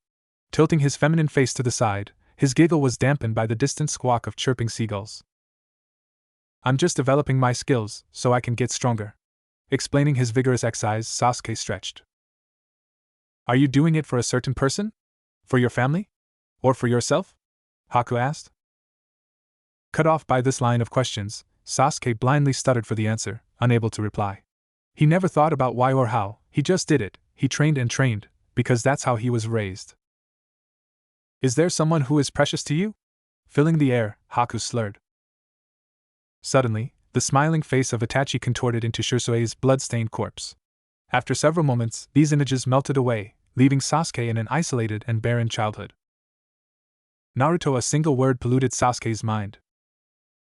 When a person has something precious they want to protect, they become genuinely strong. Haku murmured before standing up. Waving goodbye, this Yuki clan member strolled between a lush pair of bushes. Traumatized by this meeting, Sasuke couldn't shake these words from his mind, seared into his train of thought. Meanwhile, seated in an opened window of a two-story house, Inari glazed over a thrashing ocean. Holding the framed picture of his stepfather, tears streamed from his youthful face, swollen with emotion. Naruto, Inari choked, staring at a picture of Kaiza. 13 hours later. A fresh and healthy apple was gripped by Zabaz's right hand, crushed into wet chunks. Spewing several pieces of mushy debris, his bandaged hand became soaked and drenched in juice. "You're recovering quickly," Haku complimented his sensei. "Just a little longer, and they'll die." Zabuza dropped the crushed remains of his apple. 2 days later. Seated beside an unconscious Naruto, Inari patiently watched his breathing chest. Battered by a salty gust of wind from the window, his black hair rustled and waved, revealing his teary eyes. "If you care about something, protect it with both arms," the memory of Kaiza bellowed. "All this stupid training is just a waste of time," Inari screamed, clenching the fabric of his overalls. Gato had an entire army of thugs, bandits and murderers, killers for hire and chaos. No one could stand against him, no one could stop him, a realization that weighed upon Tazuna's family. "He's going to beat you down and destroy you." Haunted by Kaiza's sacrifice, he gagged. "Just looking at you makes me sick. You don't know anything." Screeching in disgust, Inari stood up, running out the room. Naruto's dream world. "He is going to beat you down and destroy you," Inari's voice echoed. Sprawled across the tranquil surface of a vast ocean, Naruto mindlessly floated.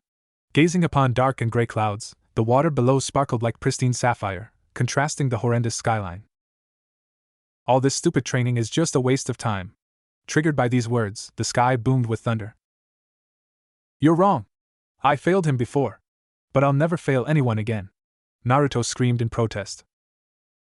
Enamored by this declaration, the water below turned as black as the void, lidless and tainted. Yanked beyond the water's surface, Naruto briefly gasped for air, before casually breathing. "Boy, you talk too much." A demonic voice choked from beneath him. Glancing into the swirling abyss below, a pair of crimson eyes pierced the darkness. Chained with iron rods of chakra, this massive beast was held in place by the weight of a crashing ocean. "You approach me for power, I hate you for it. I will not be chained. Break the seal." Howling, this shrouded fox possessed 9 tails. "Get away!" Naruto screamed, outstretching both hands. Splitting a massive ravine across the bottomless ocean, an iron cage was fully exposed. Located inside a vast canyon, this prison was lined with a red-barred door and crimson steel. "We'll die without proper food. Wake up, boy." The imprisoned fox spat. Dreamworld ends. "Help! Leave her alone," Inari pleaded. "Leave my son alone. Please!" Tsunami's panicked voice spilt in from an opened window. Kicking and screaming for aid, this mother and son were attacked by Gato's thugs. A pair of bodyguards, they were bought off and corrupt, fighting only for lavish money in Rio. Let's just kill them both, to avoid the hassle. A muscular man snarled. Oblivious to his surroundings, Naruto sat up, anxiously rubbing the whiskers on his face. Enthralled by mindless shrieking for aid, Naruto didn't know where he was, but he knew someone needed him.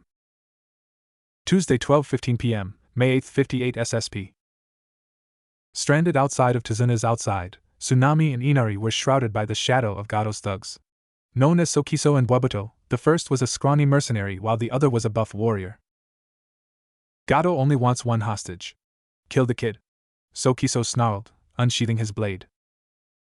No! Tsunami shrieked with a downcast face. The sound of metal striking flesh then pierced the air, forcing Tsunami's hidden eyes to bulge. Freezing for several moments, Inari's quivering scalp was bombarded by fresh drops of blood. Are you okay? Naruto spoke out. Holding a pair of bloody blades with each hand, Naruto held these weapons mere inches from Inari. Tearing the thin fabric from Naruto's glove, a stream of crimson gore leaked to the ground. Snapping these curved blades in half, shattered shards of metal were spewed in all directions. Launched into Buabuto's eyes, the large bandit stumbled backwards, following into the water.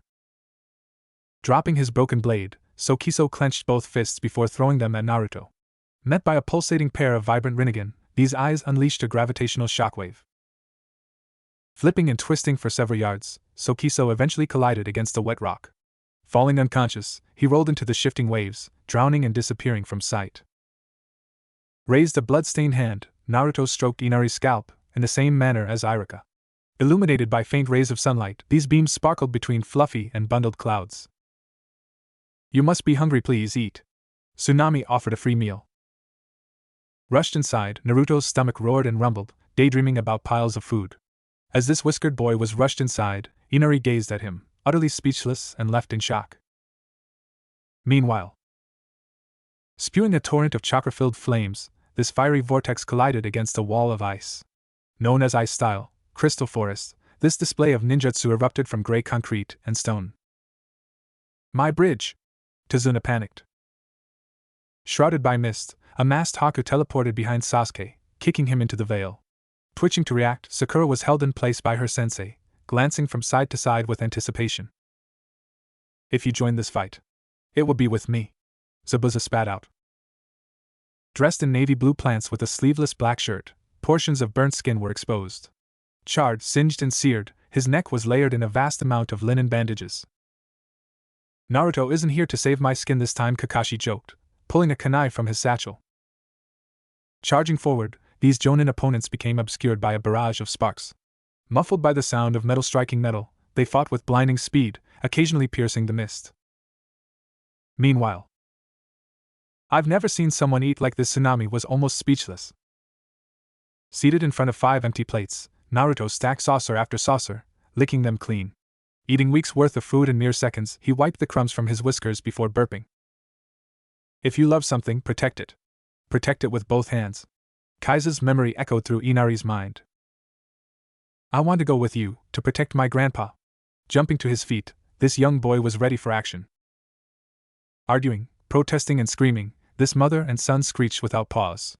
As these colliding voices polluted the air, Naruto's mind began to drift and fade, sinking through time. Flashback. Happy birthday! Iruka cheered. Popping up behind his seated student, this duo was seated beside a small pond.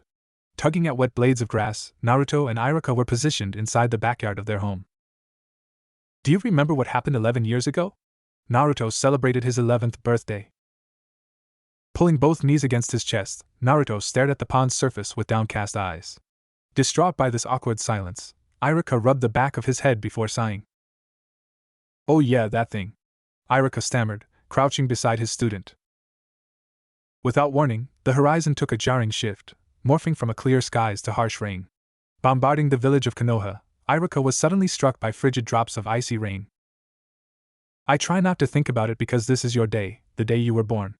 Resting his chin against Naruto's shoulder, he ignored the rain. Concealing the small grin on his face, Iruka rushed Naruto inside before drying him off. Acting more like a father instead of a teacher, he didn't care about the difference, not anymore. Flashback ends. I don't care if I'm too young. I must fight. Inari stomped one foot to the floor.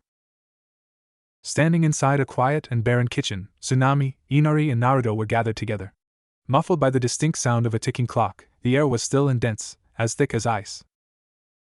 There will come a day when you will defend this island. Naruto was fueled by Iruka's memory. But that day isn't today. Disappearing in a flash, Tsunami's hair rustled. Wrong, that day is today, Inari concluded. Charging out the kitchen before running downstairs, Inari grabbed his crossbow and a helmet. Afterwards, he dashed outside, running towards the center of his village, with Tsunami fast behind. Meanwhile, Sasuke choked a mouthful of blood. Smothered by his coughing Uchiha friend, Naruto teleported into the middle of a battlefield. Strangely hugged by Sasuke, the air was polluted by swirling clouds of dense mist. Sliding to his knees, a barrage of Saban were revealed across Sasuke's back. Jutting out from bloody skin, his outfit were tattered and torn, littered with dozens of ruptured holes. My eyes are too weak, but yours, fueled by the distorted memory of his brother, Sasuke clenched Naruto's attire. As these thoughts raced, Sasuke lost his grip, plummeting to the ground. Barely able to breathe, his skull slammed against the concrete bridge, reverberating through the misty air. To protect someone precious to him, he sacrificed himself. Haku was muffled by booming thunder. Enthralled by silence, Naruto's trembling Rinnegan were exposed by a mist-filled breeze. Looming over an unconscious Sasuke, he soon panted for air, causing both shoulders to rise. I'm sorry, but it ends here. Speaking with sincerity, Haku hurled a handful of Saban. Deflected by an unseen force, these lethal projectiles fell to the stone floor, pelted by fresh rain. Trailed by the sound of rain striking stone, Tazuna's bridge became soaking wet, stained with ice. It's those eyes again. Catching a glimpse of Naruto's Rinnegan, Haku gasped. Panting without end, Naruto clasped both hands together, sundering the stone below. Trailed by a corrosive level of tangible chakra, this violet aura casually scorched Haku's special ice. Spiraling and weaving through misty air, Naruto's chakra took a shape of its own. Resembling a demonic fox with bared teeth, this pulsating silhouette was defined by Rinnegan eyes. Jolted by a chaotic shockwave, an unseen force uprooted sections of cobbled concrete. Spewing dislodged chunks of debris through the air, Haku's ice was completely shattered. Meanwhile, what's that? Tazuna gasped for air. I don't know, Sakura muttered, pinning both hands against her flat chest. Meanwhile, this is bad, Kakashi concluded, instantly recognizing Naruto's chakra. Adrift on thrashing waves of the ocean's surface, Zabuza and Kakashi were enthralled in battle. Disrupting and disturbing the water with each attack, these shinobi were enthralled by Naruto's display. This chakra, it's greater than my own? Zabuza marveled. Meanwhile, the pulsating and violet face of a demonic fox was snarling at Haku, pouring steam. Positioned inside the center of an icy dome, dozens of Hakus reflected off pristine mirrors, sparkling. Ra! A primordial howl pierced the air. This twisted sound instantly shattered several mirrors, filling the air with frigid shards. At the same time, a distant Tazuna was flung into pure panic, traumatized by screams of hate and anguish. I can't move! Haku was gripped by gravity. Yanked from the glimmering surface of his icy mirror, he floated through the rainy air. Met by a snarling and whiskered face, Naruto hurled a clenched fist against his porcelain mask. Cracking this white surface on impact, Haku was propelled backwards, shattering his own mirror. Blindly rolling across the bridge, he was abruptly veiled by a whirlwind of lush leaves. Barreling his foot against Haku's side, Naruto knocked the shinobi against an iron railing. Bending the metal, he choked and gagged on blood, obscured by loose strands of black hair. Instead of fighting back, Haku smiled as Naruto approached, veiled by bloodlust. Begging for death, the air became still and tranquil, dispersed only by the constant sound of falling rain. I was born into this world, and in it, I found my purpose. I found Zabuza. As Haku spoke, a spark of blue erupted in the distance. Forced into the life of an orphan, Haku's only reason to live was his rogue master. Zabuza tried to change the world. He tried to assassinate the fourth Mizukage, to save Kiri, but he ultimately failed. But before you kill me, I have one last thing to do. Trying to stand up, gravity overwhelmed Haku for a second time. As rippled and violet eyes polluted his mind, this Yuki clan member was pulled into Naruto's grip.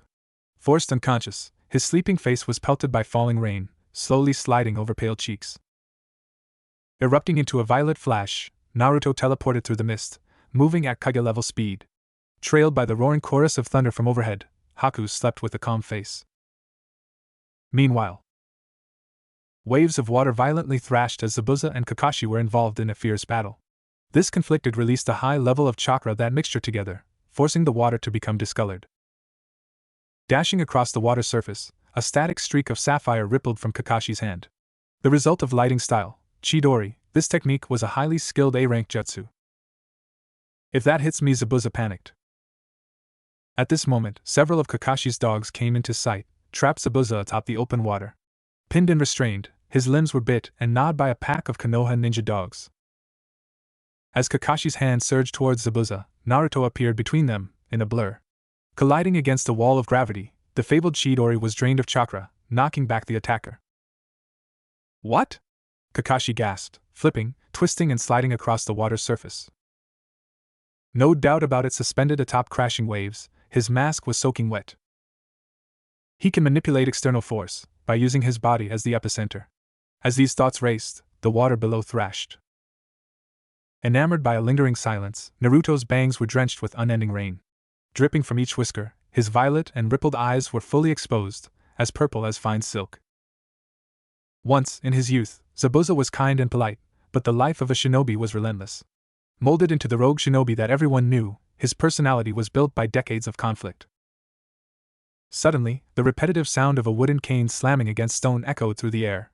This sound garnished the attention of everyone present, even Zabuza and Tazuna. You disappoint me. Gato spat. Positioned in the center of a damaged bridge, he was accompanied by 6 dozen bodyguards. Armed with swords and maces, spears and staves, these mercenaries resembled samurai, devoid of honor or respect.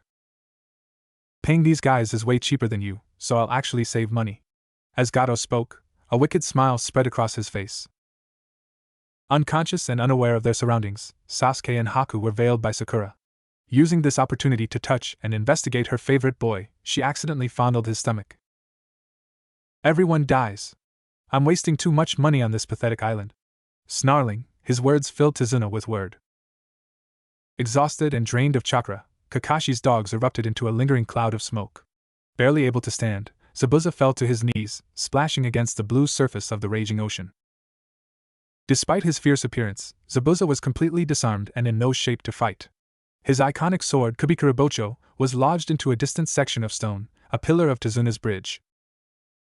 At this moment, dozens of voices pierced the air, a gathered group of over 100 townsfolk. Cutting off Gato's escape, these liberated civilians stood at the entrance to their bridge. Ignoring the torrential rain from above, Inari stood at the head of this group, wearing an iron helmet. The rusty and ancient attire of a samurai, nearby citizens held pikes, shovels and farming scythes. How dare you! Don't even speak about my home. Not anymore. Inari protested. Surging forward, Inari ran face first against Naruto's back, falling to his underage backside. Awed by the terrifying speed that was displayed, Tsunami clenched her small chest, instilled with pride and fear. I have a question, Gato. What is your dream? Naruto was enthralled by the past. This question forced Gato to chuckle for several moments before erupting into laughter. During this cackle, he slammed the edge of his cane against cobbled rock, swollen with joy. My dream is to own this island, make it my own personal private resort. Gato explained, met by silence. The only sound that could be heard was rain hitting concrete, dampened by Inari's confused face. Shrouded by Naruto's shadow, this whiskered shinobi was struck by a distant moment from his childhood. Stroking Inari's hair in the same fashion as Iruka, he ordered the young boy to stand still. Strolling forward, Naruto was intercepted by dozens of rabid bandits, charging without delay. If you bring me those eyes, you'll get a bonus. After speaking, his words created a chorus of cheers. Confronting their blonde opponent, 3 mercenaries swung their blades in unison. Abruptly snapped by an unseen force, these attackers were flung through the air, knocked into the ocean. Striding with an unbroken pace, Naruto scuffled his feet as another group approached him. With a mixed array of maces, axes and spears, their slashed weapons froze mere inches from their target. Cracking the ground under lazy feet, the air was polluted by a dense aura of chakra. Overwhelming the mercenaries around him, Naruto walked without pause, acting like nothing was wrong. What? Gato stuttered. Paid thugs began to quiver and shake as Naruto approached, defined by rippled eyes. With each step, his mind echoed with the distinct laughter of Iruka, cheering and smiling. Freezing mid-step, Naruto outstretched his right hand, gripping a distant and panicked Gato. Yanked through the rain-drenched air, this squirming businessman vainly fought for freedom. Veiled by the soaked fabric of his sleeves, a black chakra rod phased from Naruto's palm. Impaled by this darkened stave, Gato choked and gagged on a mouthful of blood, staining his frizzled brown hair. It's warmer than I remember. Naruto was haunted by Iruka's blood. Ignoring the violent protest of Gato, this suit-wearing man was tossed over the railing. Falling into the ocean, his blood attracted hungry sharks, feasting and gnawing on middle-aged bones. He's just one kid. Kill him. A bald bandit spat. As dozens of mercenaries approached, Naruto swung his right leg out, swept under their feet. Kicking these imbalanced attackers, they slid and flipped across the icy-scarred ground. Sensei Naruto casually stepped over an unconscious mercenary. Suddenly, 3 separate swords swung out in a horizontal fashion, dicing the rainy air. Ducking under these attacks, their weapons and wielders were repelled by a gravitational shockwave. Would you be proud of me? Thinking these thoughts, Naruto sidestepped a vertical slash. Grabbing the sharpened edge of an extended spear, Naruto splintered the wood. Fighting with bare hands, he clenched his fist before striking an overbearing adult, thrusting him against an iron railing. You put too much faith in me. Depressed, Naruto leapt over a pair of blades. Punting the teeth from a pair of savage bandits, they dropped their weapons in a daze.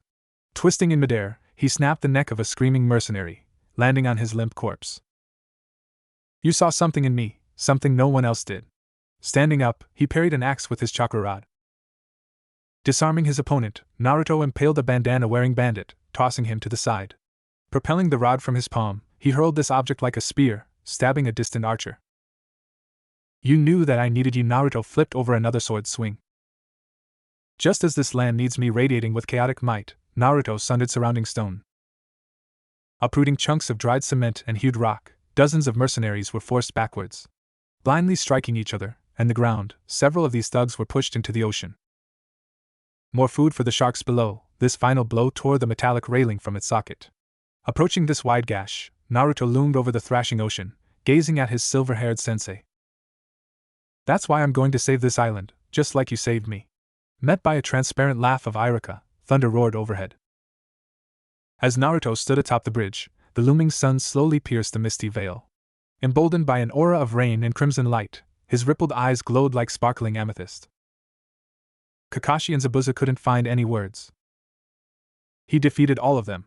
A wide-eyed Inari awed. He's like a one-man army. Tsunami concluded.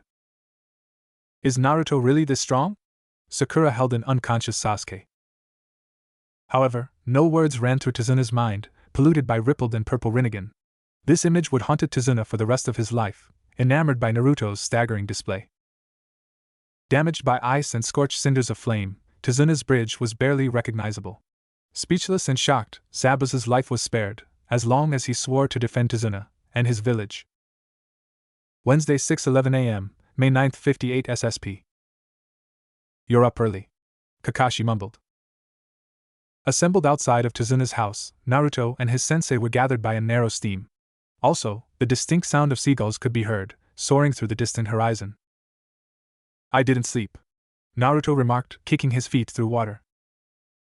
This statement was met by a dramatic sigh, encouraging Kakashi to stroll forward. Gazing up at the sun, this jonin gripped Naruto's scalp, stroking vibrant strands of blonde hair. I've always watched over you, always, even before you were born, Kakashi leered. A top-secret mission, Kakashi was the fabled umbu that guarded a pregnant Kushina. Watching her every day and every night, his mission was to guard her child, the future son of Minato. So, I'll make you a deal, I'll show you my face if you show me yours. He spoke with an iconic wink. Creating an abrupt shift in Naruto's personality, he quickly leapt to his naked feet. Splashing in the shallow stream, he raised both hands to his face, swollen with anticipation and glee. Sighing, Kakashi reluctantly pulled his mask down before removing his blue headband. Met by the wide O of Naruto, this whiskered boy was enamored by the vertical scar on his sensei's face. Consider yourself lucky, Anko's the only person that's seen my face in years. Kakashi scratched his naked nose. Kicking the water with glee, Naruto hastily pushed the bangs from his face. Emboldened by rays of sunlight, this rippled and violet eyes sparkled with blinding bright, hypnotizing his sensei. That settles it. I need to inform the third Hokage, Kakashi remarked. Before this conversation could progress, the hostile screams of Sakura could be heard, permeating the air.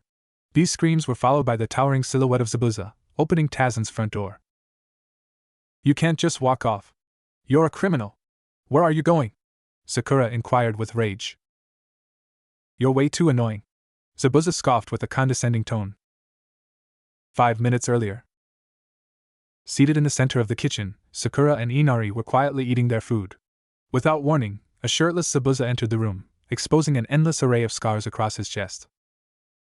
Grabbing a fresh cup of coffee, Zabuza pinched the bridge of his mask-covered nose. Sliding down in front of the kitchen table, he rubbed his forehead, fighting off a severe headache. Hello? What do you think you're doing? Sakura complained. You're a child, unworthy of being called shinobi.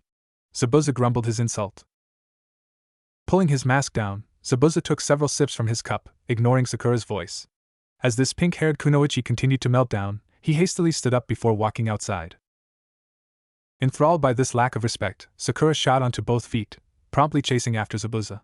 Running downstairs, she was determined to scream and shout, eager to be heard. 10 minutes later. I have no weapons on me, leave me alone. Zabuza spat, struggling with his headache. Walking outside of Tazuna's lake house, Zabuza held his cup of coffee with one hand. At the same time, Naruto and Kakashi were standing in the background, positioned by a narrow stream. Do you know who I am? Sakura screamed without end. Roused by this endless shouting, Haku strolled into view, standing at the edge of Tazuna's balcony. Overlooking the half-assembled remains of Team 7, he displayed a genuine smile. Good morning. Naruto cut in, waving both hands at Haku. Is Sasuke up? Sakura snorted. He should wake up soon. I didn't strike any fatal points. Haku slurred with a feminine grin. Interrupted by the distinct sound of a rumbling and hungry stomach, Naruto roared for food. Forcing this whiskered shinobi to nervously laugh, he quickly dashed inside, ready to eat. 2 days later. Sprawled across a sun-baked portion of grass, Sasuke was resting his eyes, halfway asleep. Also, a fishing pole was tied to his ankle, propped next to a cloned copy of his grass-cutter blade. Listen up, brats, you've had a week to recover. Zabuza leapt from a tree line. You're all going to train. Inspired by this sadistic voice, Sakura flew into panic. Startled by the sudden appearance of Haku and Kakashi, Sakura face-planted the ground. Gagging on a mouthful of wet grass, she took several minutes to regain her composure.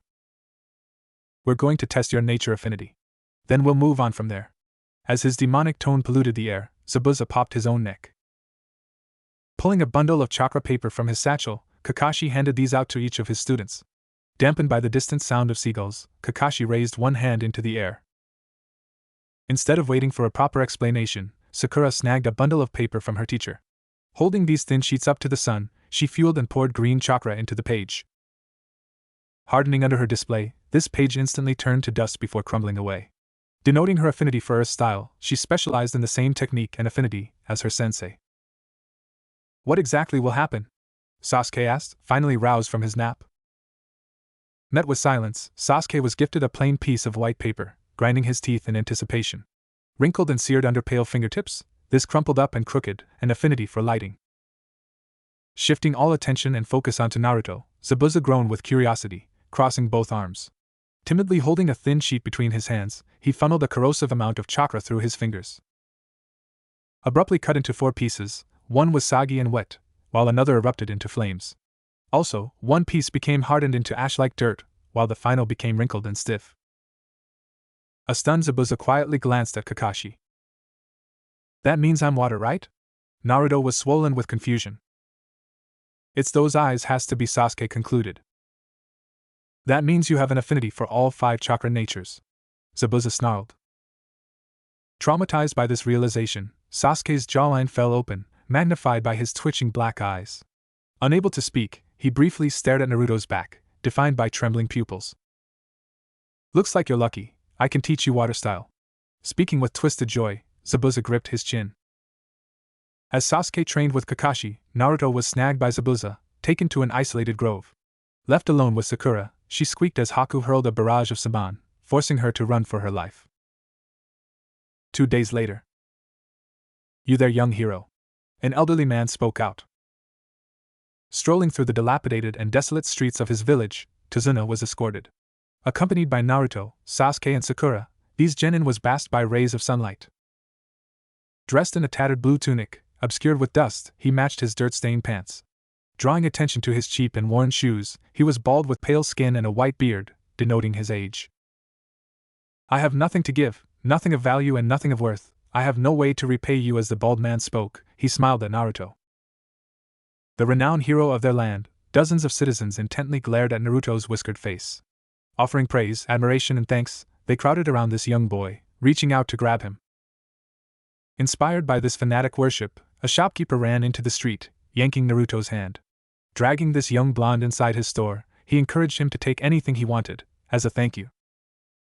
For several seconds, Naruto stood firmly in shock. Never before had people been so nice to him. Eventually trailed by Sasuke and Sakura, they paved the path for Tazuna, entering the store. Excuse me. Can I have your autograph? A young child begged, tugging on Naruto's attire. Again, Naruto was speechless. Usually, people kept he at arm's reach, barely looking at him. But now, dozens of civilians gave him unfiltered praise, the savior of their doomed nation. 5 minutes later. Why has everyone been calling me a hero? Naruto pondered. Oblivious to Inari's words, this young boy told his village about everything that he saw. Detailing Naruto's speed, his friendly nature, and the aid he provided, their land would be doomed without him. Shoved against his young teammates, Sasuke, Naruto and Sakura were ambushed by a photographer. Snapping a half-baked smiling image of Team 7, this middle-aged man escaped with his prize. As Sakura mindlessly flirted with Sasuke, Naruto timidly strolled through the rickety shop. Glancing over ancient weapons, rusty armor and dull blades, these items were salvaged from the Third Shinobi War. Brushing away an overhanging cobweb, Naruto approached a well-polished corner.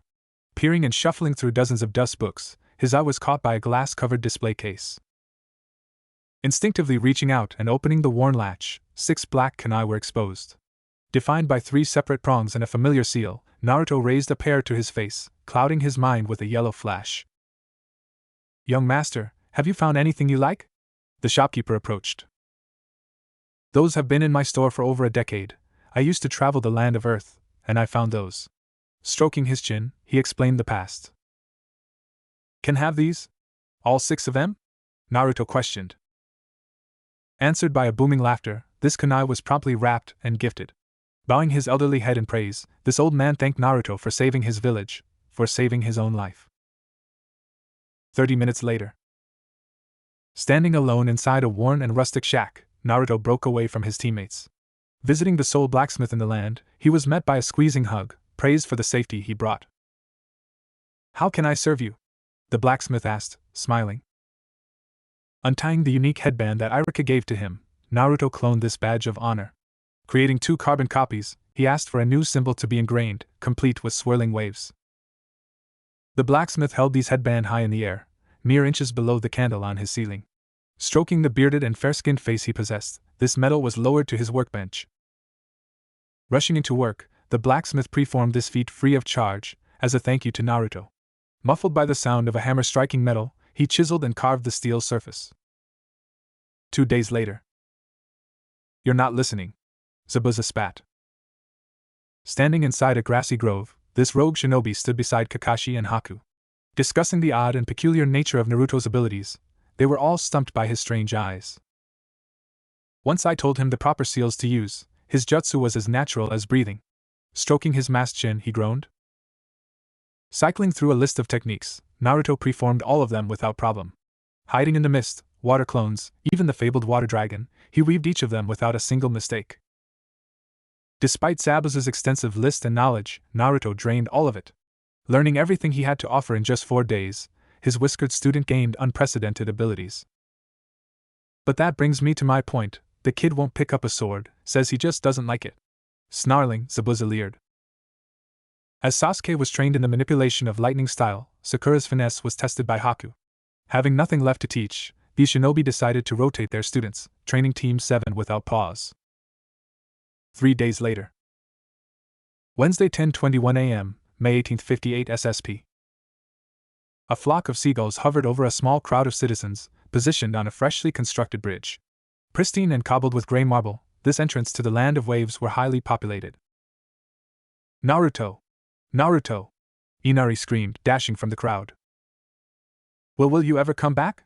He was met by a gentle head pat. Enthralled by Iruka's loving memory, Naruto yanked a three-pronged kunai from his satchel. Imbued with the seal of the flying thunder god, if the land of waves ever needed him, he would return. Really? That's so cool. Grabbing the kunai, he admired it.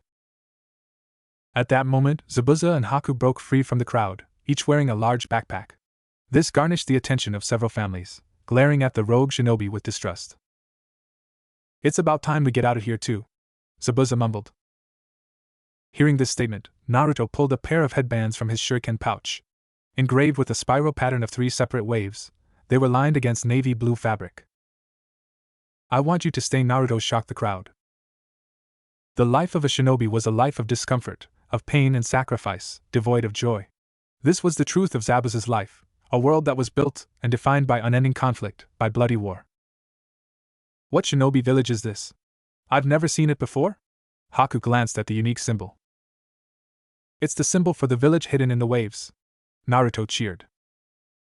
Creating a new shinobi nation, Naruto was extremely casual, filled with young vigor. Instilled by this new, dozens of citizens broke into a bustling roar, praising the safety their shinobi would bring. The blacksmith made it for me. He displayed an iconic thumbs up.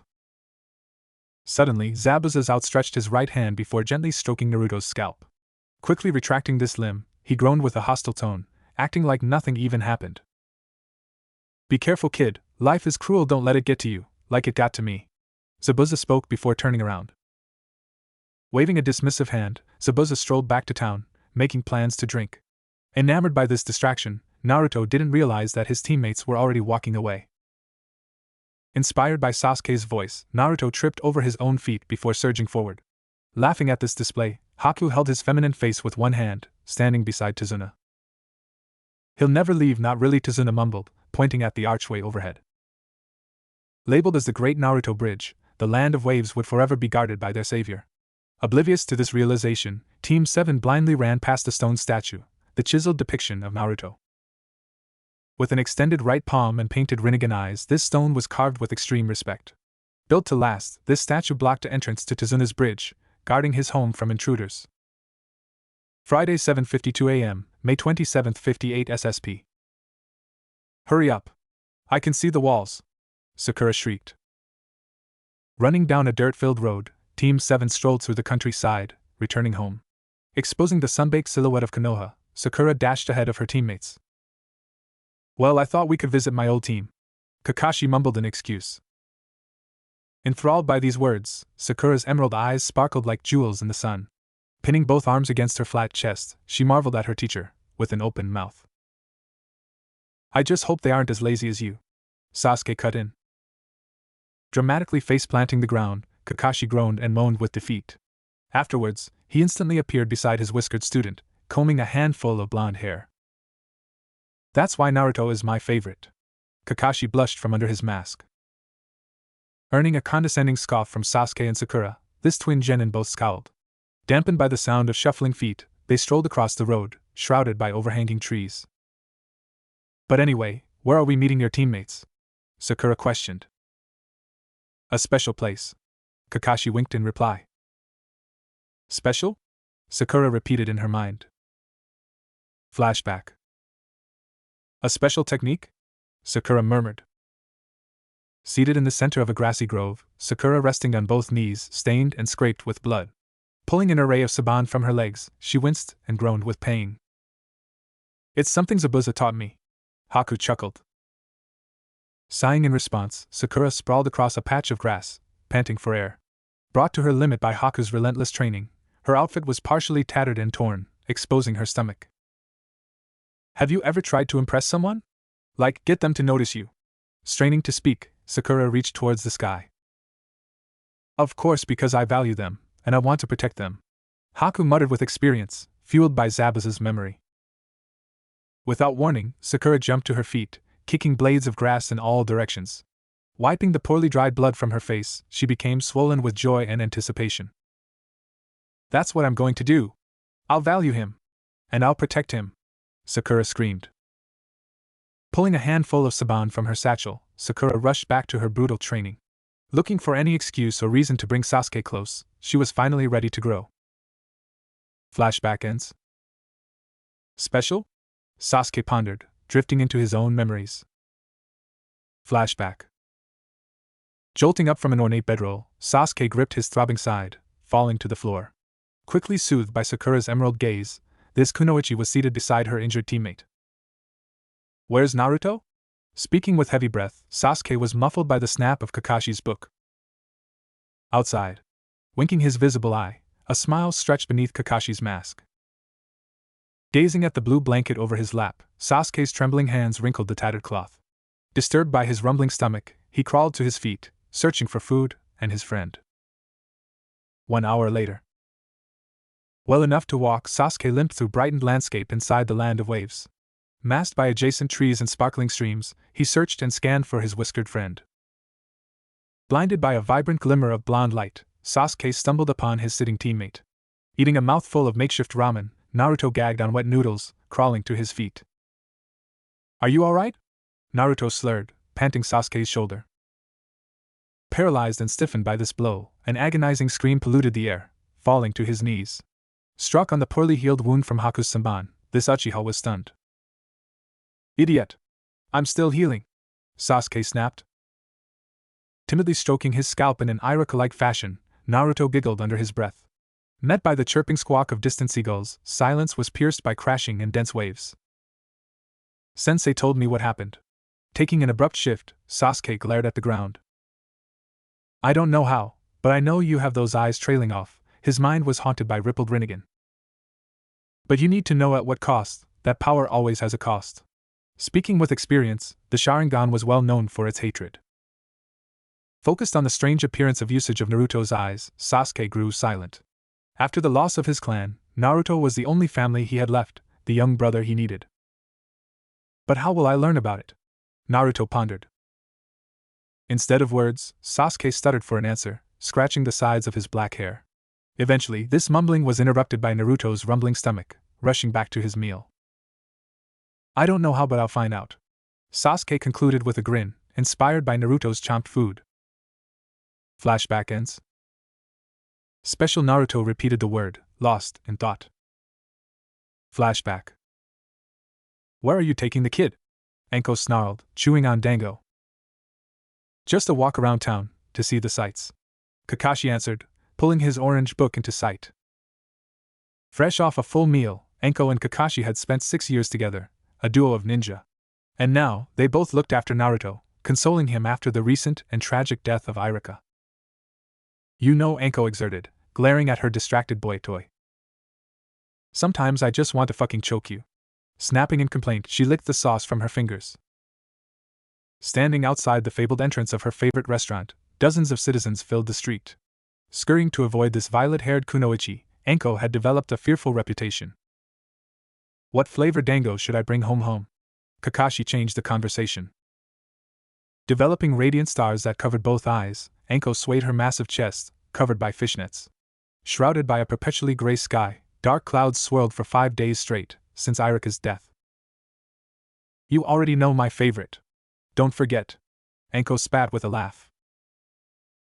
Running down the street, Enko disappeared behind a wooden corner, surging through Konoha. Alone with Naruto, Kakashi continued to read, holding the blonde head of his student. Is she always like that? Naruto moaned. No, she was very well behaved today, she didn't even beat anyone. Kakashi spoke with a wink.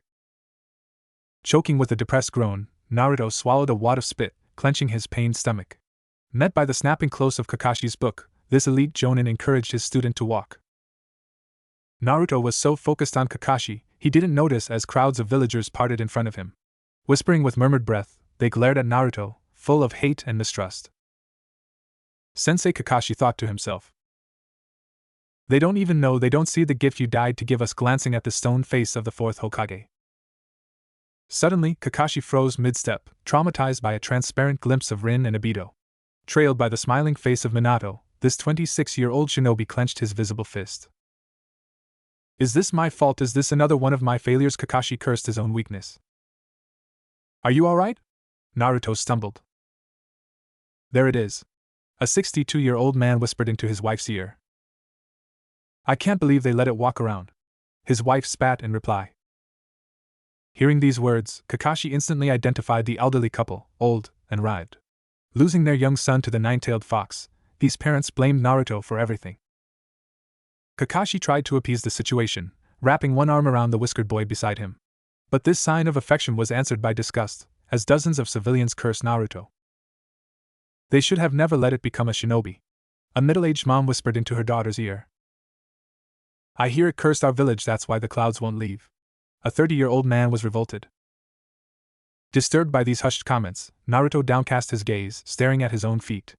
Swelling into an awkward silence, Kakashi continued to hold his student, combing strands of blonde hair. Let's walk around, find someplace quiet. Kakashi ignored several glares, escorting Naruto to safety. As this student and teacher disappeared from earshot, insults only grew in hostility. Huddled together, various parents were robbed of their youthful children, murdered by the nine-tailed fox. I hear that monster finally killed Iruka, I warned him. An elderly man sneered. 15 minutes later. Naruto peered through his bangs, glaring upon the black marble of a kunai-shaped stone. A monument for slain and sacrificed shinobi, over 30 names were engraved against rock. Reading names that he didn't know, Naruto stood into the forested outskirts of Konoha. Dancing and zooming over ancient clans, he stumbled upon a familiar name, Obito Uchiha. Ikuku Yumian, Koari Yumino and Iruka Yumino, all three died in defense of their village. A revelation that filled Naruto with shock. He reached out before grazing Iruka's chiseled name. Do people really remember them? Naruto's question trailed off. Of course there are some people who visit this shrine every day. Kakashi replied, one of those people. At a loss for words, Naruto was startled by the sheer importance of his dead father figure. Noticing a fresh bouquet of flowers, colorful petals framed the iconic stone monument. I don't know why he did it, I'm not a part of this village, everyone hates me. Naruto mumbled. Did Iruka ever talk to you about his parents? Kakashi hummed, resting both hands in his pockets. Shaking his whiskered face from side to side, Naruto earned a drastic sigh from his teacher. Briefly pinching the bridge of his nose, Kakashi winked and smiled at his troubled student. They gave their lives, without hesitation, to save Iruka's life, the same trait Iruka displayed for you. He stroked his silver scalp while talking. To Iruka, Naruto wasn't just some random student, or a failed kid that needed his aid. Instead, he was the son that he always wanted, the family that was stolen by the nine-tailed fox. To him you were like a son. Muffled by chirping birds, Kakashi pulled his book out. Naruto had thought of his father and mother many times, of where they went, or if they hated him. But as this wondering questions were always stifled and dismissed, classified as a secret. Like a son, a phased echoed on repeat, diluting Naruto's mind. Can we stop by the Hokage monument before dash? Ending mid-sentence, Naruto couldn't finish his statement. The day of Iruka's funeral, it felt like the changing of tides for Naruto, a world without light. Trying to extend this sorrow, he didn't want the day to end, he didn't want Iruka to die. Of course, anything for you. Kakashi hummed. As memories of a transparent Iruka clouded his mind, this shinobi was cooking and laughing. Enraged and saddened by these thoughts, Naruto clenched both fists with a sniffling nose. Flashback ends. Welcome home, we need your papers. Kotetsu cheered. A 24-year-old shinobi with spiky black man and white linen across his face, he sat at a desk. Dressed in a full-bodied blue jumpsuit, this attire was covered by a leaf green flak jacket. Here you are. Kakashi pulled 4 pages from his pouch. Kakashi Hatake, Sakura Harino, Sasuke Uchiha, and not trailing off, Kotetsu froze at the mention of Naruto's name. That's correct, returning from the land of waves. Kakashi spoke. It says here you left over 3 weeks ago, but your mission was only supposed to last a week. Kotetsu sighed. Grabbing a nearby sheet of paper, Kotetsu pulled out a pen before scribbling in haste. Sprawling from paragraph to paragraph, information, protocols, and codes were transcribed. Still can't believe he graduated Iruka, was he worth it? Pondering, Kotetsu watched as Team 7 walked away. Where is my syrup? Izumo screeched, stomping out from a wooden hut. Adorned with the symbol of Konoha, Izumo wore a navy blue bandana, clinging to messy brown hair. Similar to his childhood friend, he wore a blue bodysuit with a green flak jacket.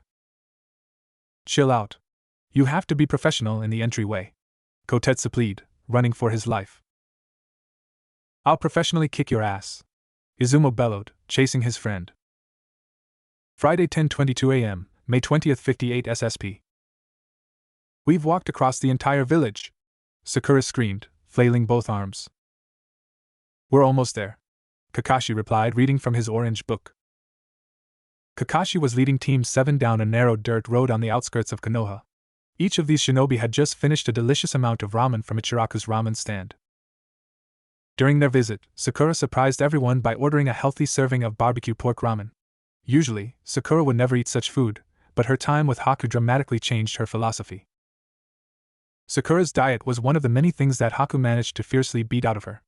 The days of vegetable ramen and diets were a thing of the past. For the first time in her life, Sakura was more concerned with being a kunoichi than being hot. We're here, Kakashi concluded as he snapped his orange book shut, garnishing the attention of his students. What? Sakura once again shrieked after recognizing their location. Our training grounds? You gotta be kidding me, why would your teammates hang out here? While complaining, Sakura crossed both arms in front of her chest. Well, I may have extended the truth, Kakashi mumbled, casually walking towards a nearby memorial stone. I knew it! You big fat liar! Sakura declared, dramatically pointing at Kakashi. Here we are! Kakashi exclaimed. This declaration caused all three genin to glance at a diamond-shaped memorial stone in front of Kakashi. This stone was engraved with hundreds of names, personally carved by past Hokage. Sensei, I think you lost your mind, Sakura muttered. This is your teammate? A rock? After speaking, Sakura rolled her emerald eyes with disbelief. At this moment, Kakashi pulled a bundle of flowers from his satchel, placing them in front of the memorial stone. This action shocked Sakura, surprised that Kakashi found enough time to pick flowers. Whoa! When did you get that? Sakura asked. He got them while we were eating, Naruto asked, earning various glances from his teammates. Correct, Kakashi mumbled with a carefree tone. Sakura snorted in defeat. How did Naruto notice, but I didn't? Sasuke asked himself, clenching both fists. Is your path really that stronger then? While thinking these thoughts, the silhouette of Itachi brief floated through Sasuke's mind. So are you doing this for a certain person? For your clan? Or for yourself? The memory of Haku's voice abruptly polluted Sasuke's thoughts. You see, when a person has something precious they want to protect, then they become genuinely strong. These memories force Sasuke to clench his fists even tighter. Naruto, is that your power? Is that your strength? Can the path of love really be so strong? Sasuke asked himself while glancing at his best friend. Right, Sasuke? Sakura asked, pulling the young Uchiha back into reality. What? Sasuke stuttered. This stone, you're totally gonna be the second Uchiha on it, right? Sakura asked, garnishing Sasuke's attention. At this moment, Sasuke took several steps forward, bypassing both Naruto and Sakura before brushing the latter aside. As she fell, Sakura attempted to be romantic and reach out towards Sasuke, but he casually swatted her away. Hey! Sakura complained after falling on her butt. Obito Uchiha, Sasuke mumbled to himself, reading the only Uchiha name that was on the memorial. That's right, I visit him every day, Kakashi explained, creating a brief aura of depression. For several moments the clearing grew silent as Sakura, Naruto and Kakashi and devoted their attention to Sasuke, whose hands trembled slighted and the sound of his teeth gritting could be heard. He's the one, isn't he, Kakashi-sensei? Sasuke probed. He's the friend who gave his life to protect your own, he's the one that gave you the Sharingan. While speaking, Sasuke's clenched fists finally began to relax. Yep, Kakashi answered with a carefree tone. Why did you bring me here? Sasuke asked. To see the mockery of my clan. One lousy name? In the place of an entire clan? While shouting, Sasuke was completely stunned after Kakashi poked his forehead. Be careful there, Sasuke. You're starting to sound like Sakura. Kakashi spoke out with an iconic eye wink. Scoffing in response, Sasuke brushed Kakashi's hand aside before turning around. Shrouded by an overcast tree branch, Sasuke strolled next to Naruto and Sakura. I guess there's a lesson to be learned here, Mumbling his words, Kakashi rubbed his chin with one hand. Don't forget where you came from. Display an iconic eye wink, Kakashi hummed with joy. Why wait? Genin squads consist of 3 members. You and Obito makes 2, who's the third? Sakura questioned. Scratching the side of his silver hair, Kakashi released a dramatic sigh before rolling his visible eye. Enthralled by this response, Sakura tightly clenched both fists, holding them in front of her chest. I was actually just about to go visit her, let's all go together. Kakashi exclaimed. Yeah, whatever. Let's get this over with. Sakura shouted.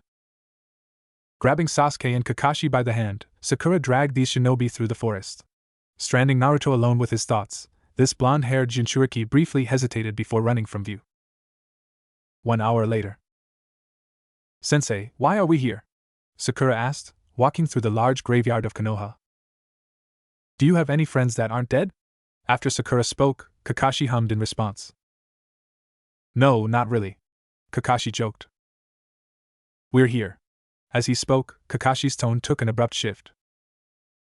Kakashi stood in front of a barren plague, no fancy carvings, phrases, or badges of honor, none except the Konoha. Beside this was a name and date, inscribing the rest place of Rin Noira 24 SSP 37 SSP.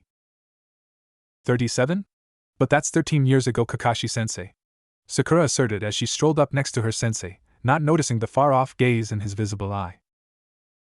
A brief silence filling the air between Kakashi and his students as Sakura waited for him to reply, but he didn't, too preoccupied staring down upon the graveyard of his first love. That's before any of yous were even born, Sakura spoke, her sentence trailing off as she raised her right hand to her breast, clasping it again her left that also laid there. Once again a silence fell over the group, Naruto still looking at the sky and Sasuke as well as Kakashi holding their gaze downcast as Sakura waiting anxiously for any of her teammates to say something. Yes, it's been a long time. Kakashi mumbled out as his right hand began to tremble, the memories of the hours he spent attempting to wash Rin's blood off his hand flashing throughout his mind in mere seconds. The sound of leaves and fresh breezes of wind cutting across the top of the graveyard markers echoed loudly as the dampening silence surrounding Team 7 became deafened under it. How did she die, Kakashi-sensei? Sakura asked, her clenched hands still pushed against her breasts. She was given a choice, Kakashi stated, his sentence trailing off for a brief moment as silence filled the air between him and his team before he continued. Become a demon and killed all those she held dear, or Kakashi asserted. Once again his statement trailed off.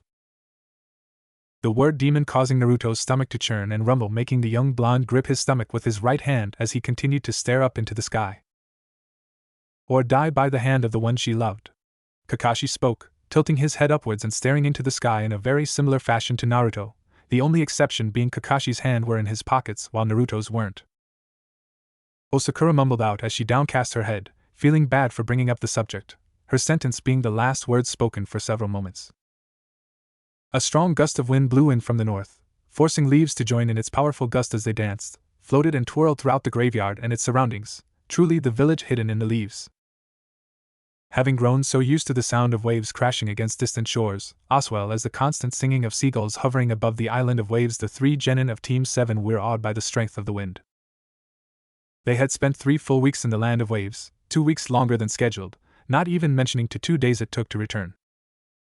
This caused all 3 of the genin to remain silent, listening to the strong gusts of wind that continued to pour in and engulf the graveyard, all of them enjoying being back home. Which path did she choose, sensei? Naruto asked, curious to know more about Kakashi's teammates, including their deaths. Well, Kakashi sighed off, still staring off up into the sky, debating his next choice of words. However, before any more words escaped his mouth, a solitary brown feathered fire hawk with a spot of white feathers covering the main joint of each of his 2 wings, giving him the appearance of eyes.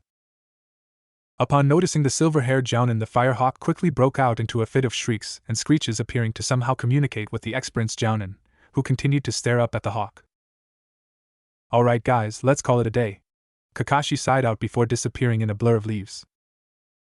Kakashi knew the message from the hawk had been from the Hokage, and he was eager to deliver his own message as well as turning in the full report for the Land of Waves mission, a C-ranked mission turned A+ rank. Are you serious? Sakura screamed as she clenched her right fist and raised it to her jawline in rage. I can't believe he drags us all the way out here then just leaves us without he teaching us anything. Sakura huffed out as she crossed her arms and tilted her head to the left to face her two teammates. Yeah, let's get out of him and do some more training. Sasuke barked out before quickly turning around and walking off the way he came, Sakura walking behind him and checking out his figure. Naruto finally lowered his gaze from the sky and positioned it towards the gravestone of Rin, understanding what his two teammates hadn't, understanding that Kakashi had been the one to kill Rin. A demon, Naruto thought to himself, the churning in his stomach returning with the thought. One of 9, Naruto told himself, as he remembered what the ancient scrolls written during the reign of the first Hokage had informed him of. Rin, the shinobi world killed you, didn't it? Naruto asked aloud in his mind, knowing full well Rin wouldn't and couldn't respond. Just like it killed Iruka-sensei, Naruto thought to himself, his hands hanging like deadweight by his sides. Why is the world like this? Naruto asked himself, his gaze piercing through his bangs and focusing intently on Rin's name inscribed upon the tombstone. 13 years old, barely older than me, barely younger than Haku, Naruto's thoughts asserted. Demon, Naruto thought to himself, raising and placing his right hand against his stomach to settle the churning that erupted from it.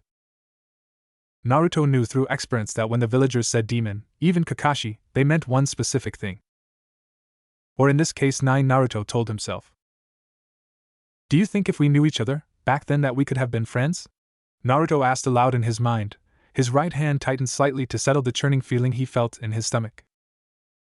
Naruto, are you coming?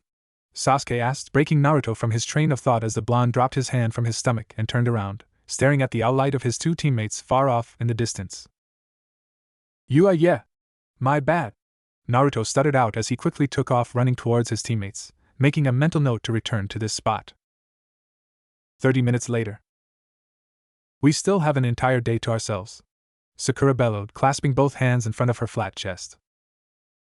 We can go sit by the stream, or go to the library. As Sakura spoke, she planned any option to stay with Sasuke. I'm not allowed in the library, Naruto mumbled, rubbing the back of his head. Why not? What did you do, Naruto? Sakura questioned, leaning forward. It's no big deal, heh? Naruto chuckled, faking a laugh. Suddenly, Sakura, Sasuke and Naruto each hummed with interest before turning around. This revealed an array of human-sized paper rocks, 3 of them, spread across the narrow street. There's no such thing as paper rocks, Naruto murmured. You saw through my camouflage. You're good, boss. A familiar voice of Konohamaru spoke out. After speaking, Konohamaru was followed by a glimmering beam of shining light, engulfing his paper rock. Afterwards, a smoke-filled explosion shook the entire street, forcing Sakura to gasp. Moegi, the sassiest kunoichi in the academy. An orange-haired kunoichi spoke out, poking out from a cloud of smoke. I love algebra. Call my udon. A snot-drooling boy could be heard. And we're the Konohamaru Shinobi Squad. Konohamaru and both of his friends shouted in unison. Entering a dramatic pose, this wondering group of children were followed by an awkward period of silence. Pierced only the occasional sniffle from Sasuke's nose, this silence stretched out without end. What's happening? Sakura cut in. I guess these kids don't hate him, like the rest. Sasuke noted, shrugging both shoulders. You're 2 weeks behind schedule. Teach me some jutsu, boss. Konohamaru shrieked, stomping 1 foot against the earth. Did you master what I last technique already? Naruto slurred his reply. Instead of responding with words, Konoha released a devilish grin, both clasping both hands together. Trailed by Udon and Moegi, each of these children ruptured into a cloud of smoke. Naruto hummed with content, gripping his whiskers. Exposed by rays of sunlight, a bundle of 2 Moegis, Udons and Konohamaru stood in the road. Congratulating each other, and shaking their own hands, these clones swelled with pride. A perfect illusion, very nice. Complimenting his student, Naruto's Rinnegan eyes pulsated under his bangs. Naruto's a teacher? Both Sasuke and Sakura thought to themselves. You promised you would teach us new jutsu, Konohamaru shrieked. Pinching the bridge of his nose, Naruto was engulfed by the rapid plead of Konohamaru. Pulling on his sleeve without end, Konohamaru eventually crawled on top of Naruto's shoulder. Give me your scarf. Muttering his request, Naruto pushed Konohamaru to the ground, stealing his scarf.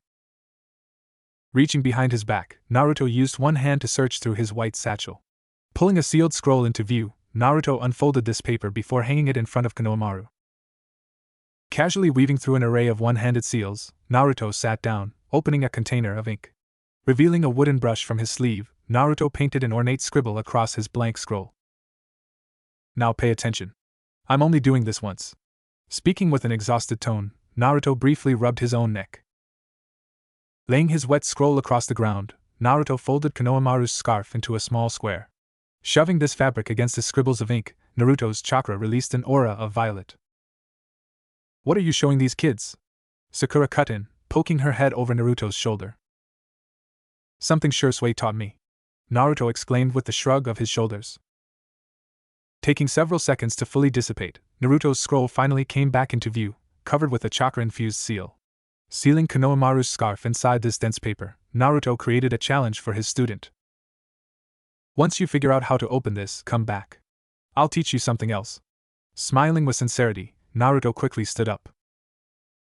Brushing the dirt from his outfit, Naruto loomed over the ecstatic outline of Konohamaru.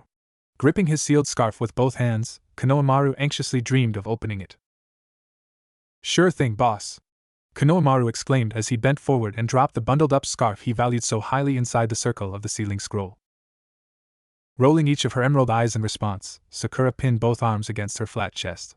Scoffing with annoyance, Sakura could barely contain sense of disbelief. Boss? Naruto's just a kid, Sakura spat out. Left momentarily speechless by Sakura's voice, Konohamaru's mouth fell open before stomping his foot in protest. Pointing at Sakura with an accusatory glare, Konohamaru grinded his teeth together. Kid? Watch who you're talking to. You're just a jealous hag. Konohamaru shouted with rage. Brought to an awkward silence, Konohamaru continued to point at Sakura, disturbed only by the squawks of distant birds. After several moments, Sakura slowly raised her pale face, exposing her twitching eyes. Jolted with fear, Konohamaru quickly turned around before running away, trailed by a rampaging Sakura. Cracking the earth as she advanced, pillars of steam poured from Sakura's nose. Get back here! Take your beating like a real shinobi! Sakura declared. Dashing towards a distant corner, Konohamaru ran face first into a foreign shinobi, easily knocked to the ground. Gagging on a mouthful of sand, Konohamaru was briefly blinded by the sun. Do you need something? Kankuro muttered, holding both hands in his pocket. Adorned with a full-bodied black bunraku outfit, this attire was commonly worn by the puppeteers of Suna. Also, the headband of Suna was sewn across Kankuro's pointy-eared hat. Just past his 15th birthday, Kankuro's most prominent feature was his purple face paint, contrasting his pale skin. Strapped against his back, Kankuro carried the bandage-wrapped remains of a strange corpse. Startled by Kankuro's sudden appearance, Sakura froze mid-step, raising one hand in front of her mouth. Ignored by the extensive silence, Kankuro reached out before grabbing Konohamaru's collar. You should be more careful, you might get hurt. Display a confident smirk, Kankuro pulled Konohamaru into the air. Paralyzed by a tight grip on his neck, Kankuro glanced over his shoulder, traumatized by a glimpse of Naruto's Rinnegan. Inspired by this revelation, Kankuro's heart abruptly sank into his chest, searching for air. And no way! Where did he come from? Kankuro panicked. He's faster than I remember. Sasuke noticed, leisurely standing in the background. What have you done now, Kankuro? Temari interrupted, shaking her head from side to side. He touched the grandson of the third Hokage. Naruto explained, tightening his grip with each word. Crushed by this display, Kankuro dropped Konohamaru before falling to his knees. Wincing with pain, Temari completely ignored her brother's plight, shaking her head with annoyance. Serves you right. Next time, don't pick on kids. Temari mocked, rolling her teal eyes. Defined by a long-sleeved pale purple blouse, this cloth hung to Temari's pale knees. Exposing her skin-tight bundle of fishnet stockings, these perfectly matched her black shinobi shoes. Characterized by sandy blonde hair, Temari had a collection of 4 loose ponytails, jutting out in different directions. Also, despite her small size, Temari carried a massive iron fan across her back, strapped in place. Why does this kid remind me of Gaara? Kankuro asked himself, holding his sore shoulder. Sorry about that, force of habit. Ha! Naruto chuckled, resting his chin atop Konohamaru's head. Acting like nothing even happened, Naruto displayed a genuine smiling across his face. Confused by this sudden change in emotion, Sakura scratched her head in the background. What a pathetic excuse you are, Kankuro. Gaara choked on his own words, standing upside down on a nearby tree branch. Drawing attention to his ear-length crimson blood hair, Gaara's most noticeable feature was the red seal on his forehead. Engraved with his own blood, this seal symbolized the union between Shikaku and Gaara. Covered with pale skin and faint green eyes, Gaara wore a sleeveless black jumpsuit with a deep collar. A perfect match for his pale chest, Gaara wore an extended white sash across his waist and shoulder. However, Gaara's most distinguishable trait was the large gourd strapped against his back, held by a leather strap. A steep contrast to the air, Gaara was engulfed by drifting grains of sand. This guy is off the charts. Sasuke studied the foreign shinobi. Those headbands don't belong to our villages, Sakura noted to herself. Running behind Naruto, Konohamaru, Udan and Moigi all hide from view, chattering their teeth with fear. Swelled with confusion, Naruto glanced at Gaara, filling each of them with a surge of pain. Gripping his forehead, Gaara grunted with agony as Naruto held his own stomach with both hands. Groaning for several minutes, these Jinchuriki drifted in their own worlds. You're an embarrassment to our village, Gaara eventually snarled at his brother, regaining his composure. Right, I was totally out of line. I'm sorry. Kankuro apologized, swallowing a wade of spit. Leaping from his tree branch, Gaara landed in the road before crossing both arms in front of his chest. Glaring at Naruto with unblinking eyes, Gaara's forehead continued to twitch with pain. Mother. A single word echoed through Gaara's mind. Those eyes, I've seen those eyes before, eyes full of loneliness, Naruto reminded himself. I didn't come here to play games. Pulling his hand from his face, Gaara turned around before walking away. Quickly trailed by his brother and sister, this trio and Sand siblings also journeyed through Konoha. Enraged by this display, Sakura charged forward, stomping her petite foot against the earth. Hold on. Foreign shinobi can't enter any village without permission. Screeching her words, Sakura held her tiny waist with both hands. Really? Have you all been living under a rock? Temari blurted out. Well, we just got back from a 3-week-long mission. Naruto mumbled in response. We have permission. Temari rolled both eyes. Pulling a piece of paper from her satchel, Temari displayed her official ID for the Chunin exams.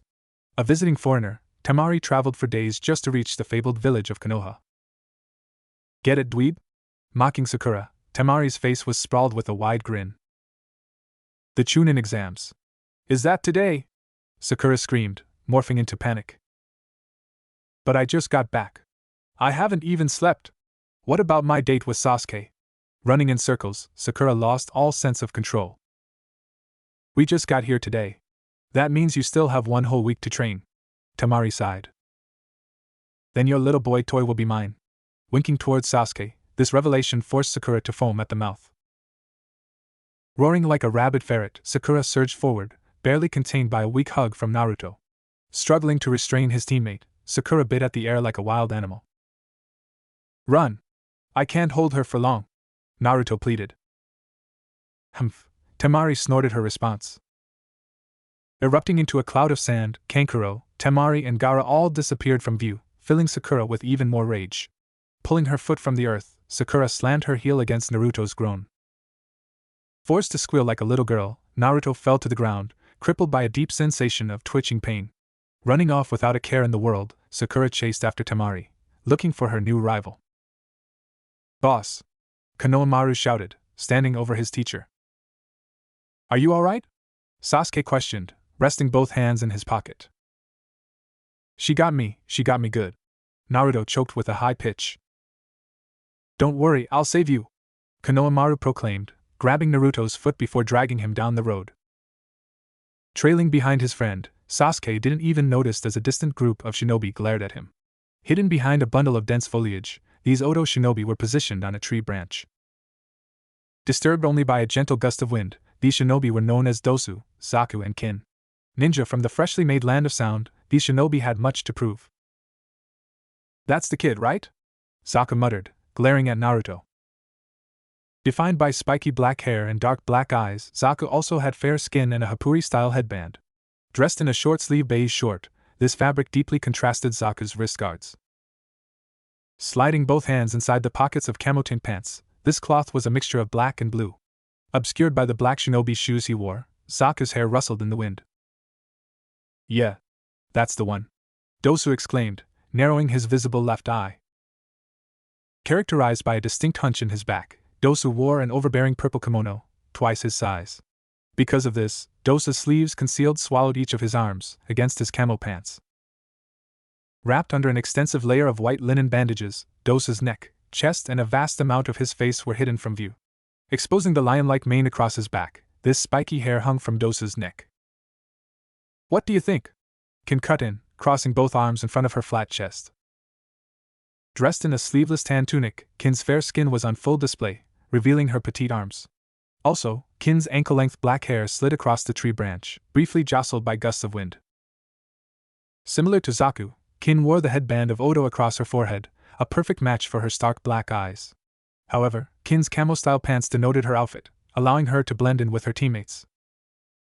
"I couldn't care less, but Lord Orochimaru says he's important," Dosu explained. "So, let's finish this assignment already. I don't want to disappoint our teacher." Mumbling his words, Dosu was obscured by a bundle of leaves. "I have summoned you all here for a special purpose," Hiruzen spoke out, leaking smoke with each word. Seated behind his desk, Hiruzen was assembled inside the iconic Hokage office. Gazing out across a crowd of Konoha ninja, Hiruzen pulled his Kage hat down, obscuring his nose. "So soon? I thought we had more time," Kakashi cut in, reading from his orange book. "It makes sense. I've already noticed some foreign shinobi in the village," Asuma exclaimed, defined by a lit cigarette in his mouth. Adorned with a full-bodied dark blue jumpsuit, this attire was restrained by Asuma's flak jacket. Drawing attention to his pencil-thin beard, Asuma's spiky black hair jutted into view, held in place by his Konoha headband. "When do we start?" A 26-year-old kunoichi interrupted, narrowing each of her crimson eyes. Known as Kurenai, this freshly promoted jounin wore a long-sleeved white tunic, opened in the front. A perfect match for her skin-tight white pants, this fabric deeply contrasted Kurenai's black sandals. Revealing the bandages that clung to her mesh-covered chest, Kurenai's most prominent feature was her shoulder-length black hair. Also, an endless array of bandages were wrapped across her petite fists. "We shall begin in 1 week," Hiruzen replied, exhaling a gust of smoke. "That's pretty short notice. Me and my team just got back to the village this morning," Kakashi slurred, snapping his book shut. "Exactly 1 week from today the Chunin exams will begin," Hiruzen declared, answered by a chorus of nods. "So now, we must choose our candidates for the exam. I must question the rookies first." Smoking as he spoke, Kakashi, Asuma, and Kurenai all strolled in front of Hiruzen. "As you know, if a genin has fulfilled 8 or more missions, they're eligible for graduation." Leaking smoke from his nose, Hiruzen squinted both eyes. Instilled by a brief silence, Kakashi dramatically sighed before raising his hand. Capturing the attention of his peers, Kakashi quietly hid his orange book from view. "I lead Team 7. Sasuke Uchiha, Naruto Uzumaki, and Sakura Haruno, and I recommend all 3 for the Chunin exams," Kakashi murmured. "There's no way that creature should be allowed in." Ebisu panicked, focused on the transparent memory of Naruto. "And I lead Team 8. Kurenai spoke out, disrupting Ebisu's thoughts. "Hinata Hyuga, Kiba Inuzuka, and Shino Aburame, I recommend all 3. Inspired by these words, Ebisu gasped. "And my team is number 10. Ino Yamanaka, Shikamaru Nara, and Choji Akimichi, I recommend all 3. Asuma proclaimed. "Hold on just a minute," Ebisu blurted out, stomping his foot in protest. "Lord Hokage, with all respect, many of these names are descend from powerful and renowned clans." Pushing his classes up, Ebisu stood at attention. "But that child, Naruto, he's gone far enough. He never should have been a shinobi."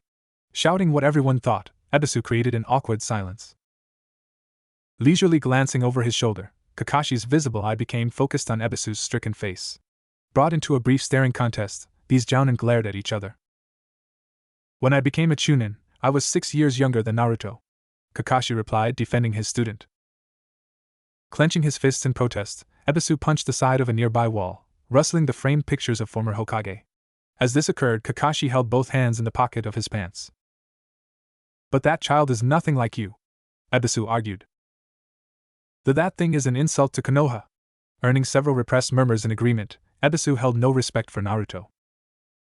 Displaying a wide smile in response, Kakashi's abrupt shift forced Ebisu to swell with confusion. Waving a dismissive hand through the air, Ebisu pointed at Kakashi with an accusatory glare. I guess you didn't read that report I turned in, Kakashi casually scoffed. Nonchalantly. Because if you did, you'd understand that Naruto saved my life. Speaking with sincerity, Kakashi winked at his fellow jounin. He was able to defeat Zabuzamomochi, the demon in the mist. Could you say the same? Shocked by Kakashi's revelation, Ebisu's jawline hit the floor. Allowing your student to surpass you already?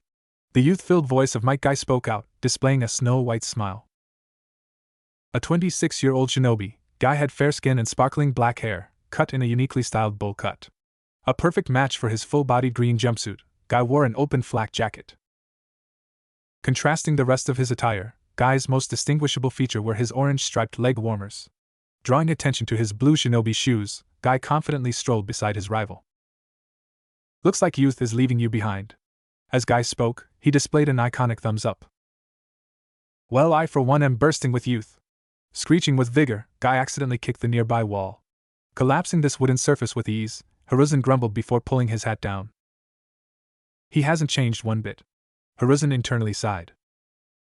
Just like the Academy, Asuma and Kurenai both thought in unison. Guy, have some respect. We're in the presence of the third Hokage. Ebisu pleaded. We were talking about Naruto. He's shown no proof of his abilities.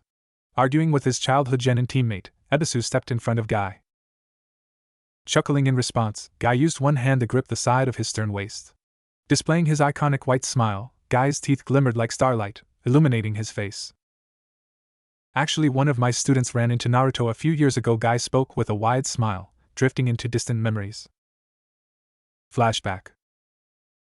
Crouched behind a dense array of foliage, Guy was hiding atop a sun-baked tree branch. Gazing out across a grass-filled clearing, Guy was focused on the distant outline of a 10-year-old Rock Lee.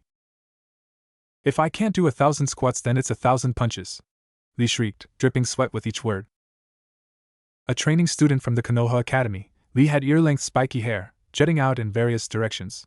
Contrasting his fair skin, Lee wore a button-covered tan shirt, complete with long sleeves. Drawing attention to his dirt-stained blue pants, this tattered fabric was a perfect match for Lee's sandals. Drenched with sweat and poorly dried, each squat sent a shockwave of pain through Lee's body. I can't believe he's still at it. Guy awed, watching Lee train for over 8 hours straight. Oh sorry, I didn't think anyone else was out here. A 9-year-old Naruto cut in. Scratching the whiskers that framed his pale-skinned face, Naruto's loose and shaggy hair came into view.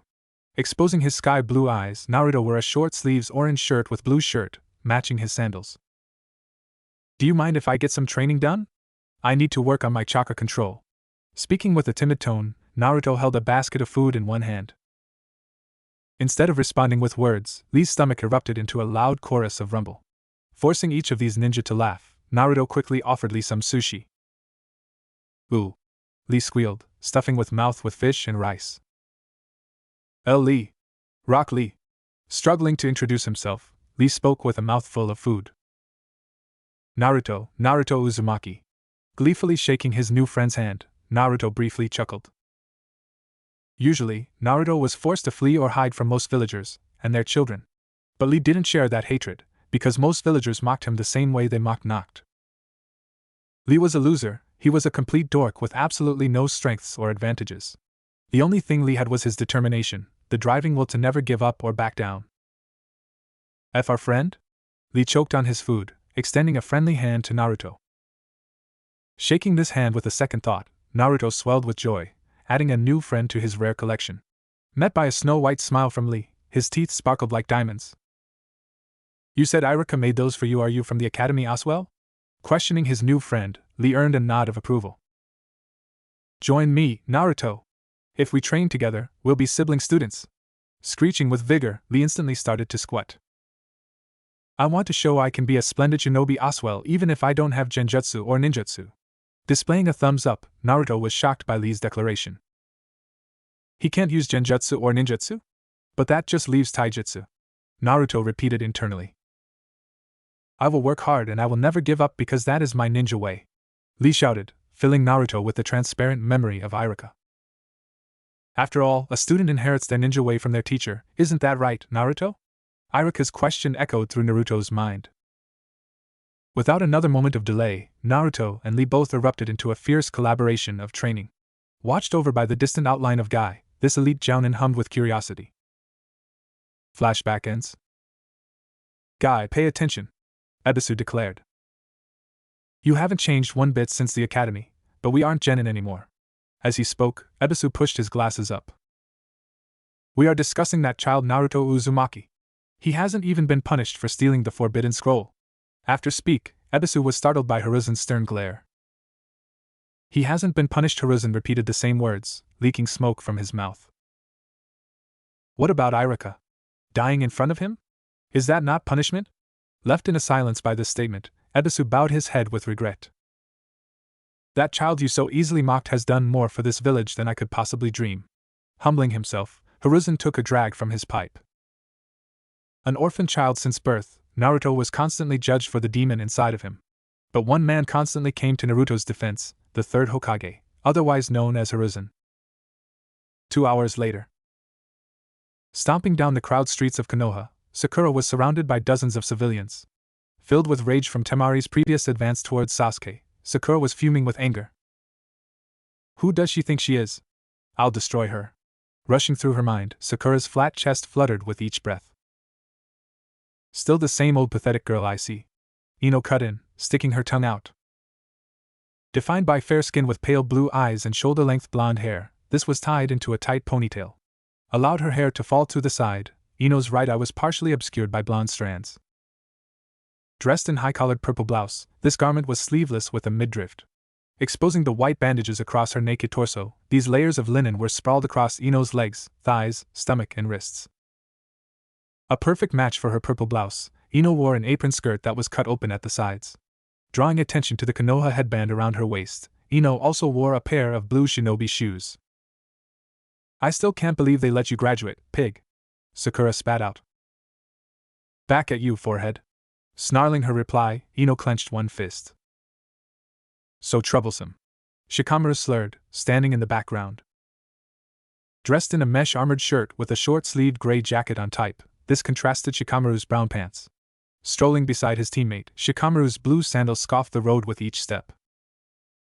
Shut up! Ino barked, muffled by the loud sound of Choji eating. An obese 13-year-old genin, Choji's most distinct feature was his pointy-eared bandana of Konoha. Adored with a thigh-length white scarf, Choji had fair skin with red swirls painted across his cheeks. Wearing a white shirt with the orange kanji for food sewn into view, this garment was restrained by Choji's green haori. Littering crumbs of potato chips against his blue pants and shinobi shoes, Choji was too busy to speak. What's with the earrings? Muttering her question, Sakura pointed at the matched pair of silver earrings that Team 10 wore. It's a tradition in our team, the Ino Shikacho trio. These earrings are proof of our friendship.